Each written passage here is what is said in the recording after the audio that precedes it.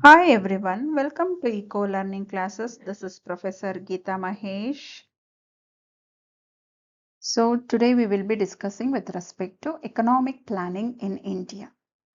Economic planning is a process under which attempts are made to achieve desired targets of economic development within a specified period of time. ಇಲ್ಲಿ ನೋಡಿ ಮಕ್ಕಳ, ಯಾವುದೇ ಒಂದು ನಾವು goals ಅಥವಾ target ಅಂತ ನಾವು ಸೆಟ್ ಮಾಡಿದಾಗ ಇದನ್ನ ನಾವು ಅಚೀವ್ ಮಾಡಬೇಕಂತಂದ್ರೆ ಅದು ಗಿವನ್ ಪೀರಿಯಡ್ ಆಫ್ ಟೈಮ್, ಒಂದು ಪರ್ಟಿಕ್ಯುಲರ್ ಪೀರಿಯಡ್ ಆಫ್ ಟೈಮ್ ಇರುತ್ತೆ. ಆ ಟೈಮಲ್ಲಿ ನಾವು ನಮ್ಮ ಟಾರ್ಗೆಟ್ಸ್ ಅಥವಾ ಗೋಲ್ಸ್ನ ರೀಚ್ ಮಾಡಬೇಕು ಅಂತಂದ್ರೆ ಯಾವುದೇ ರೀತಿಯಲ್ಲಿ human resource as well as natural resource waste ಆಗದೇ ಇರೋ ರೀತಿನಲ್ಲಿ ಕೊಟ್ಟಿರೋ ಅಂಥ ಟೈಮ್ ಲಿಮಿಟಲ್ಲಿ ಆ ಗೋಲ್ಸ್ನ ರೀಚ್ ಮಾಡಬೇಕು ಅಂತಂದರೆ ಒಂದು ಪ್ರಾಪರ್ ಪ್ಲಾನಿಂಗ್ ಇರಬೇಕು. ರಿಸೋರ್ಸಸ್ ವೇಸ್ಟ್ ಆಗಬಾರ್ದು, ಟೈಮ್ ವೇಸ್ಟ್ ಆಗಬಾರ್ದು, ಜೊತೆಗೆ ಹ್ಯೂಮನ್ ರಿಸೋರ್ಸು ಕೂಡ ವೇಸ್ಟ್ ಆಗಬಾರ್ದು. ಆ ರೀತಿನಲ್ಲಿ ನೀವು ಆಪ್ಟಿಮಲ್ ಯುಟಿಲೈಸ್ ಮಾಡ್ಕೊಳ್ತಾ ರಿಸೋರ್ಸಸ್ನ ಗೋಲ್ಸ್ನ ರೀಚ್ ಮಾಡಬೇಕು ಅಂತಂದರೆ ಅದರದ್ದೇ ಆದಂಥ ಒಂದು ಪ್ಲ್ಯಾನ್ ಅನ್ನೋದು ಇರಬೇಕು. ಪ್ಲ್ಯಾನ್ ಪ್ರಾಪರ್ ಆಗಿದ್ದರೆ ಎಕ್ಸಿಕ್ಯೂಟ್ 100% ಪರ್ಫೆಕ್ಟ್ ಆಗಿ ಮಾಡಿದ್ದೇ ಆದರೆ we can reach goals or target. ಯಾವ ಟಾರ್ಗೆಟ್ ಅಥವಾ ಗೋಲ್ಸ್ನ ಸೆಟ್ ಮಾಡಿರ್ತಾರೋ ಅದನ್ನು ನಾವು ರೀಚ್ ಮಾಡ್ಬೋದು. ಯಾವಾಗ ನಾವು ಪ್ಲ್ಯಾನ್ ಮಾಡ್ತೀವೋ ಅದನ್ನು ಎಕ್ಸಿಕ್ಯೂಷನ್ ಪಾರ್ಟು ಕೂಡ ಅಷ್ಟೇ ಇಂಪಾರ್ಟೆಂಟ್ ಇರುತ್ತೆ. ಸೊ ಪ್ಲ್ಯಾನ್ನ ನೀವು ಪರ್ಫೆಕ್ಟಾಗಿ ಎಕ್ಸಿಕ್ಯೂಟ್ ಮಾಡಿದ್ರೆ ನಾವು ಎಕನಾಮಿಕ್ ಡೆವಲಪ್ಮೆಂಟ್ನ ಅಚೀವ್ ಮಾಡ್ಬೋದು, ಕೊಟ್ಟಿರೋಂಥ ಪೀರಿಯಡಲ್ಲಿ ಅಚೀವ್ ಮಾಡೋದಕ್ಕೆ ಸಾಧ್ಯ. ಸೊ ಹೀಗಾಗಿ ನಾವು ಎಕನಾಮಿಕ್ ಪ್ಲಾನಿಂಗ್ ಮಾಡೋದು ತುಂಬಾ ಅವಶ್ಯಕತೆ ಇರುತ್ತೆ. ಆಫ್ಟರ್ ಗೆಟಿಂಗ್ ಇಂಡಿಪೆಂಡೆನ್ಸ್ ಸಿಕ್ಕ ಆದಮೇಲೆ ನಮ್ಮ ಇಂಡಿಯಾದ ಎಕನಾಮಿಕ್ ಸ್ಟೇಟಸ್ ಅಥವಾ ಕಂಡೀಷನ್ನು ತುಂಬಾ ಬ್ಯಾಡ್ ಕಂಡೀಷನಲ್ಲಿ ಇರುತ್ತೆ. ಸೊ ಅಂಥ ಟೈಮಲ್ಲಿ ಎಕನಾಮಿಕ್ ಡೆವಲಪ್ಮೆಂಟ್ ಅಚೀವ್ ಮಾಡೋದು ತುಂಬಾ ಇಂಪಾರ್ಟೆಂಟ್ ಆಗಿರುತ್ತೆ. ಜೊತೆಗೆ ಅದನ್ನು ರೀಚ್ ಮಾಡಬೇಕಂದ್ರೆ ಇರುವಂಥ ರಿಸೋರ್ಸಸ್ನ ಪ್ರಾಪರಾಗಿ ಯೂಸ್ ಮಾಡಿಕೊಂಡು ನಾವು ಎಕನಾಮಿಕ್ ಡೆವಲಪ್ಮೆಂಟ್ ಅಚೀವ್ ಮಾಡಬೇಕು ಅಂತಂದರೆ ಪ್ರಾಪರ್ ಪ್ಲಾನಿಂಗ್ ಬೇಕಾಗಿರುತ್ತೆ. ಸೊ ಹಾಗಾಗಿ after independence in 1948 declaration of industrial policy was announce ಮಾಡ್ತಾರೆ. ಸೊ ಪಾಲಿಸಿ ಸಜೆಸ್ಟ್ ಮಾಡುತ್ತೆ ಏನು ಅಂತಂದರೆ there is a necessity to create a national planning commission. ಅರ್ಥ ಆಗ್ತಾ ಇದೆ. ಜೊತೆಗೆ it is elaborated of a policy of mixed economic system.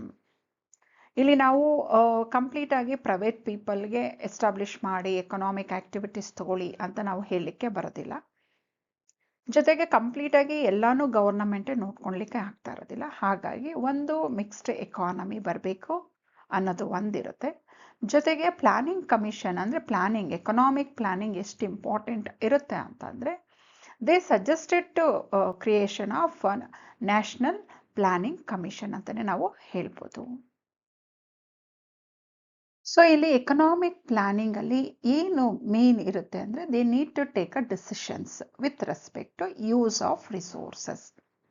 ಯಾಕಂದರೆ ಆ ಬ್ಯಾಡ್ ಕಂಡೀಷನ್ ಏನಿರುತ್ತೆ, ಎಕನಾಮಿಕ್ ಬ್ಯಾಡ್ ಕಂಡೀಷನ್ ಇರುತ್ತೆ. ಯಾಕಂದರೆ ನಮಗೆಲ್ಲ ಗೊತ್ತಿದೆ ಬ್ರಿಟಿಷರ್ಸು ಎಷ್ಟು ಸಾಧ್ಯನೋ ಅಷ್ಟೂ ಇಂಡಿಯಾನ ಎಕ್ಸ್ಪ್ಲಾಯ್ಟ್ ಮಾಡಿರ್ತಾರೆ. ಡ್ರೈನ್ ಆಫ್ ವೆಲ್ತ್ ಅಂತಲೇ ನಾವು ಹೇಳ್ತೀವಿ ಆ ಟೈಮಲ್ಲಿ. ಸೊ ಅಷ್ಟೂ ಸಾಗಿಸ್ಬಿಟ್ಟಿರ್ತಾರೆ. ಸೊ ಏನು ಬರಿಗೈಯಲ್ಲಿ ನಾವು ಎಕನಾಮಿಕ್ ಡೆವಲಪ್ಮೆಂಟ್ನ ಅಚೀವ್ ಮಾಡಬೇಕು ಅಂದಾಗ ಇರುವಂಥ ಅಲ್ಪ ರಿಸೋರ್ಸಸ್ನ ನಾವು ಯೂಸ್ ಮಾಡಿಕೊಂಡು ಎಕನಾಮಿಕ್ ಡೆವಲಪ್ಮೆಂಟ್ನ ಹೇಗೆ ಅಚೀವ್ ಮಾಡಬೇಕು ಅನ್ನೋದೇ ಆದರೆ ಅದಕ್ಕೆ ಒಂದು ಪ್ರಾಪರ್ ಎಕನಾಮಿಕ್ ಪ್ಲಾನಿಂಗ್ ಬೇಕಾಗಿರುತ್ತೆ. ಜೊತೆಗೆ ಈ planning is a term use to describe the long term plans of government. Short ಡ್ಯೂರೇಷನಲ್ಲಿ ನಾವು ಎಕನಾಮಿಕ್ ಡೆವಲಪ್ಮೆಂಟ್ನ ಅಚೀವ್ ಮಾಡಲಿಕ್ಕೆ ಆಗೋದಿಲ್ಲ. ಸೊ ಹಾಗಾಗಿ ಎಕನಾಮಿಕ್ ಪ್ಲಾನಿಂಗ್ ಅನ್ನೋದನ್ನು long term plans of government ಅಂತಲೇ ಇಂಡಿಕೇಟ್ ಮಾಡೋದಕ್ಕೆ ಅವರು ಎಕನಾಮಿಕ್ ಪ್ಲಾನಿಂಗ್ ಅಂತ ಯೂಸ್ ಮಾಡ್ತಾರೆ. ಸೊ ಇಲ್ಲಿ through economic planning they need to coordinate and develop economy. Coordinate ಮಾಡಿಕೊಂಡು ಅವ್ರೇನು ಮಾಡಬೇಕು, ಎಕನಾಮಿಕ್ ಡೆವಲಪ್ಮೆಂಟ್ನ ಅಚೀವ್ ಮಾಡೋ ಕಡೆ ಗಮನ ಹರಿಸ್ಬೇಕು. ಹಾಗಾಗಿ ಎಕನಾಮಿಕ್ ಪ್ಲಾನಿಂಗ್ ತುಂಬಾನೇ ಅವಶ್ಯಕತೆ ಇರುತ್ತೆ ಅಂತ ಹೇಳ್ಬೋದು. ಹಾಗಾದ್ರೆ ಈಗ ಎಕನಾಮಿಕ್ ಪ್ಲಾನಿಂಗ್ದು ಏನು ಮೇಜರ್ ಆಬ್ಜೆಕ್ಟಿವ್ಸ್ ಇರುತ್ತೆ ಅಂದರೆ, ದ ಪ್ರೈಮರಿ ಆಬ್ಜೆಕ್ಟ್ ಏನಂದರೆ ಎಕನಾಮಿಕ್ ಗ್ರೋತ್. ತುಂಬ ಪಾವರ್ಟಿ ಇರುತ್ತೆ, ಸ್ಟ್ಯಾಗ್ನೇಷನ್ ಅಂತಲೇ ಹೇಳ್ಬೋದು. ಅಂಥ ಸಿಚುವೇಶನಲ್ಲಿ ಇಂಡಿಯನ್ ಎಕಾನಮಿ ಇರುತ್ತೆ. ಸೊ ಎಕನಾಮಿಕ್ ಗ್ರೋತ್ ಅನ್ನೋದು ಏನಿದೆ ತುಂಬಾ ಅವಶ್ಯಕತೆ ಇರುತ್ತೆ. Production of goods and services ತುಂಬಾ ಅವಶ್ಯಕ. ನಾವೆಲ್ಲನೂ UK ಗೂಡ್ಸ್ ಮೇಲೆ ಡಿಪೆಂಡ್ ಆಗಿಬಿಟ್ಟಿರ್ತೀವಿ. ಯಾಕಂದರೆ ಅವರು UK ಅಥವಾ Britishers made India as a market. ನಾವು ಮಾರ್ಕೆಟ್ ಆಗೇ ಇದ್ಬಿಟ್ವಿ ಇಂಡಿಯನ್ಸ್. ಇಂಡಸ್ಟ್ರೀಸ್ ಎಲ್ಲ ಕ್ಲೋಸ್ ಆಗೋಗಿತ್ತು, ಹ್ಯಾಂಡಿಕ್ರಾಫ್ಟ್ ಇಂಡಸ್ಟ್ರೀಸು, ಅಗ್ರಿಕಲ್ಚರ್ ನೆಗ್ಲೆಕ್ಟ್ ಆಗೋಗಿರುತ್ತೆ, ಎಕ್ಸ್ಪ್ಲಾಯ್ಟೇಷನ್ ಆಗೋಗಿರುತ್ತೆ. ಸೊ ಇಂಥ ಬ್ಯಾಡ್ ಕಂಡೀಷನಲ್ಲಿ ಇರಬೇಕಾದ್ರೆ ಎಕನಾಮಿಕ್ ಗ್ರೋತ್ ಅನ್ನೋದು ತುಂಬಾ ಅವಶ್ಯಕತೆ ಇರುತ್ತೆ. ಸೊ ಪ್ರತಿಯೊಂದು ಸೆಕ್ಟರ್, ಅದು ಪ್ರೈಮರಿ ಸೆಕ್ಟರ್ ಇರ್ಬೋದು, ಇಂಡಸ್ಟ್ರಿಯಲ್ ಸೆಕ್ಟರ್ ಇರ್ಬೋದು, ಸರ್ವಿಸ್ ಸೆಕ್ಟರಲ್ಲಿ ಇರ್ಬೋದು, ಪ್ರತಿಯೊಂದರಲ್ಲೂ ಗ್ರೋತ್ ಅವಶ್ಯಕತೆ ಇರುತ್ತೆ.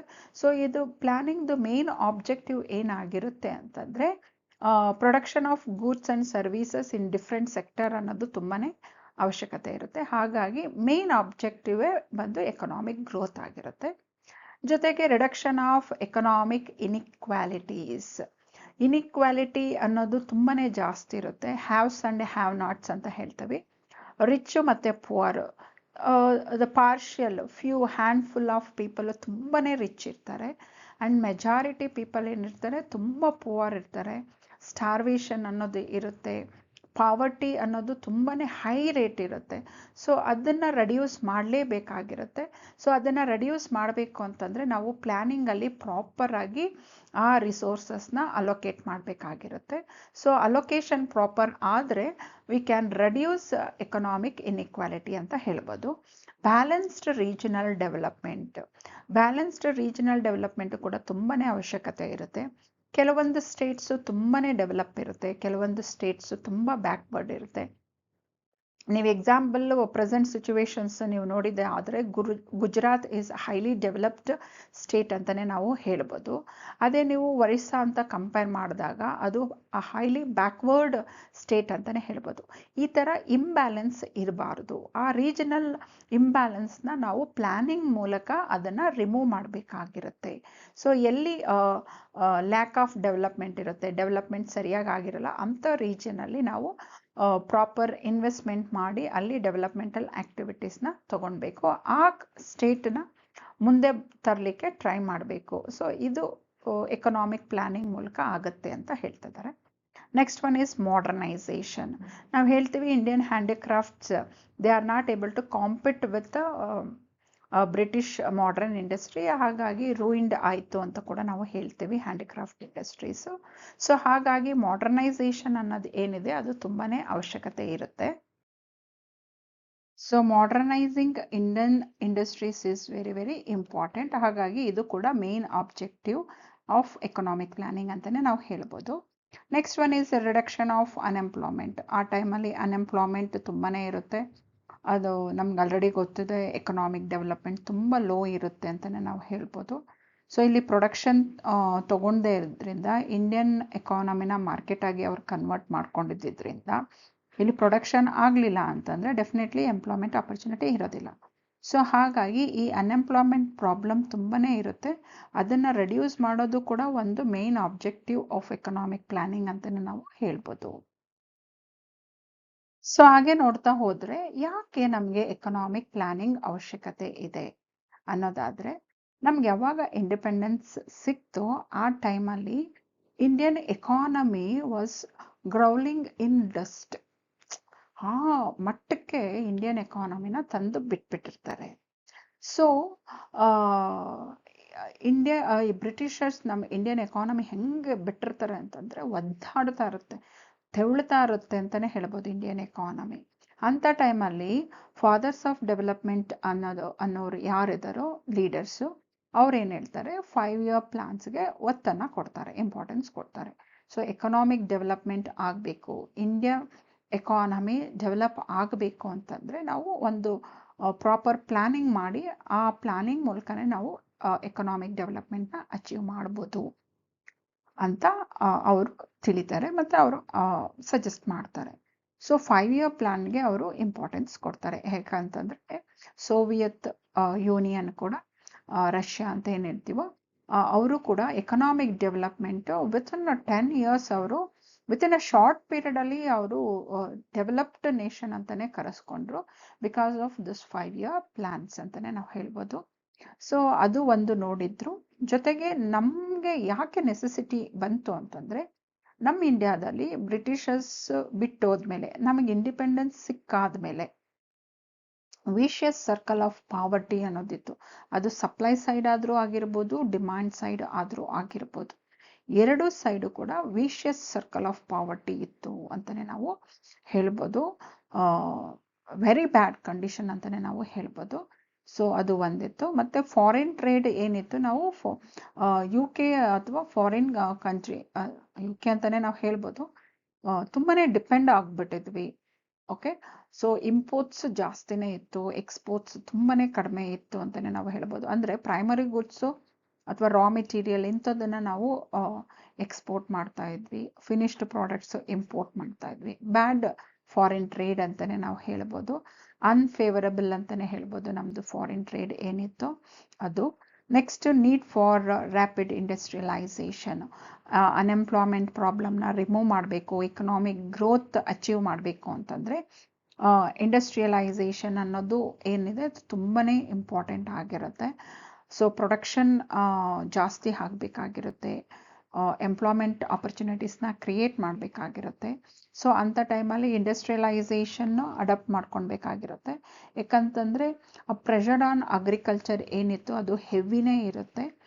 ಜೊತೆಗೆ ಅಗ್ರಿಕಲ್ಚರಲ್ಲಿ ಅಷ್ಟು ಪಾಪ್ಯುಲೇಷನ್ನ ಅಬ್ಸರ್ವ್ ಮಾಡೋವಂಥ ಕೆಪಾಸಿಟಿ ಇರೋದಿಲ್ಲ.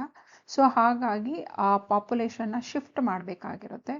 ಸೊ ಅದು ಯಾವ ಏರಿಯಾಗೆ ಶಿಫ್ಟ್ ಮಾಡಬೇಕಾಗಿರುತ್ತೆ, ಇಂಡಸ್ಟ್ರಿಯಲ್ ಏರಿಯಾಗೆ ಶಿಫ್ಟ್ ಮಾಡಬೇಕಾಗಿರುತ್ತೆ. ಹಾಗಾಗಿ ರ್ಯಾಪಿಡ್ ಇಂಡಸ್ಟ್ರಿಯಲೈಸೇಷನ್ ಅನ್ನೋದು ತುಂಬಾ ಅವಶ್ಯಕತೆ ಆಗಿಬಿಡುತ್ತೆ. ಪಾಪ್ಯುಲೇಷನ್ ಪ್ರೆಷರ್ ಇದು ಕೂಡ ಹೆವಿ ಇರುತ್ತೆ. ಸೊ ಏನಂತ ಹೈ ರೇಟ್ ಆಫ್ ಪಾಪ್ಯುಲೇಷನ್ ಅನ್ನೋದೇ ಇರುತ್ತೆ ಅಂತಲೇ ನಾವು ಹೇಳ್ಬೋದು, ಗ್ರೋತ್ ರೇಟು. ಸೊ ಆ ಪ್ರೆಷರು ಕೂಡ ಇರುತ್ತೆ. ಹಾಗಾಗಿ ಪ್ಲಾನಿಂಗ್ ಅನ್ನೋದು ತುಂಬಾ ಅವಶ್ಯಕತೆ ಆಗಿರುತ್ತೆ. ಡೆವಲಪ್ಮೆಂಟ್ ಆಫ್ ನ್ಯಾಚುರಲ್ ರಿಸೋರ್ಸಸ್ ಏನು ಅಬಾಂಡೆನ್ಸ್ ಆಗಿ ಇತ್ತು, ಬಟ್ ಅದನ್ನು ನಾವು ಪ್ರಾಪರಾಗಿ ಯೂಸ್ ಮಾಡಬೇಕು ಮತ್ತು ಐಡೆಂಟಿಫೈ ಮಾಡಿ ಎಕ್ಸ್ಟ್ರಾಕ್ಟ್ ಮಾಡೋ ಕೂಡ ಅವಶ್ಯಕತೆ ಇತ್ತು. ಹಾಗಾಗಿ ಡೆವಲಪ್ಮೆಂಟ್ ಆಫ್ ನ್ಯಾಚುರಲ್ ರಿಸೋರ್ಸಸ್ಸು ಕೂಡ ಒಂದು ನೀಡ್ ಅಂತಲೇ ನಾವು ಹೇಳ್ಬೋದು. ಹಾಗಾಗಿನೇ ಎಕನಾಮಿಕ್ ಪ್ಲಾನಿಂಗ್ ಅವರು ಅಡಾಪ್ಟ್ ಮಾಡಿಕೊಂಡ್ರು.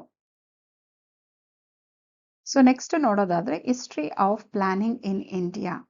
ಸೊ ಈ ಪ್ಲಾನಿಂಗ್ ಅನ್ನೋ ಕಾನ್ಸೆಪ್ಟ್ ನಾವು ಬಾರೋ ಮಾಡಿದ್ದೆ USSR 1928 ಏನು ಎಕನಾಮಿಕ್ ಪ್ಲಾನಿಂಗ್ ಇತ್ತೋ ಅದರಿಂದನೇ ನಾವು ತಗೊಂಡಿದ್ದೀವಿ ಅಂತಲೇ ನಾವು ಹೇಳ್ಬೋದು. ಲೆನಿನ್ ನ್ಯೂ ಎಕನಾಮಿಕ್ ಪಾಲಿಸಿ 1921 ಅವರು ಇಂಪ್ಲಿಮೆಂಟ್ ಮಾಡ್ತಾರೆ. Joseph Stalin started 5-year plans in Russia in 1928 ಅಂತಲೇ ನಾವು ಹೇಳ್ಬೋದು. ಅವರು 5-year ಪ್ಲಾನ್ಸ್ ಫಾರ್ ಎಕನಾಮಿಕ್ ಗ್ರೋತ್ಗಾಗಿ ಅವರು ಇಂಪ್ಲಿಮೆಂಟ್ ಮಾಡ್ತಾರೆ. ಸೊ ಅದರಲ್ಲಿ ambitious agricultural, industrial and social ಗೋಲ್ಸ್ನ ಸೆಟ್ ಮಾಡ್ತಾರೆ ಫಾರ್ ನೆಕ್ಸ್ಟ್ 5 yearsಗೋಸ್ಕರ.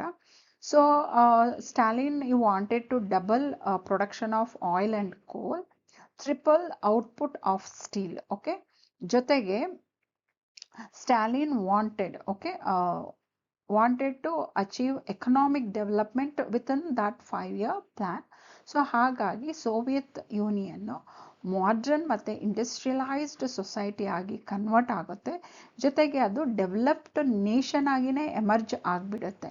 ಸೊ ಹಾಗಾಗಿ ಈ 5-year ಪ್ಲಾನ್ಸ್ ಅಡಾಪ್ಟ್ ಮಾಡ್ಕೊಳೋದ್ರಿಂದ ಎಕನಾಮಿಕ್ ಗ್ರೋತ್ ಅಚೀವ್ ಮಾಡೋದು ಈಸಿ ಅನ್ನೋದನ್ನು USSR ತಿಳಿಸ್ಕೊಟ್ಟಿದ್ರಿಂದ so India started accepting their plans and ಅದೇ ಪ್ಲಾನನ್ನು ನಾವು ಯಾಕೆ ಇಂಪ್ಲಿಮೆಂಟ್ ಮಾಡಬಾರ್ದು, ನಾವು ಯಾಕೆ 5-year ಪ್ಲಾನ್ಸ್ನ ಅಡಾಪ್ಟ್ ಮಾಡಿಕೊಂಡು ಎಕನಾಮಿಕ್ ಡೆವಲಪ್ಮೆಂಟ್ ಅಚೀವ್ ಮಾಡಬಾರ್ದು ಅನ್ನೋ ನಿಟ್ಟಲ್ಲಿ ಅವರು ತಗೊಳ್ತಾರೆ ಕಾನ್ಸೆಪ್ಟು. ಹಾಗಾಗಿ ನಾವು ಪ್ಲಾನಿಂಗ್ ಅನ್ನೋದನ್ನು ನಾವು USSR ಇಂದನೇ ತಗೊಂಡಿದ್ದೀವಿ ಅಂತ ನಾವು ಹೇಳ್ಬೋದು.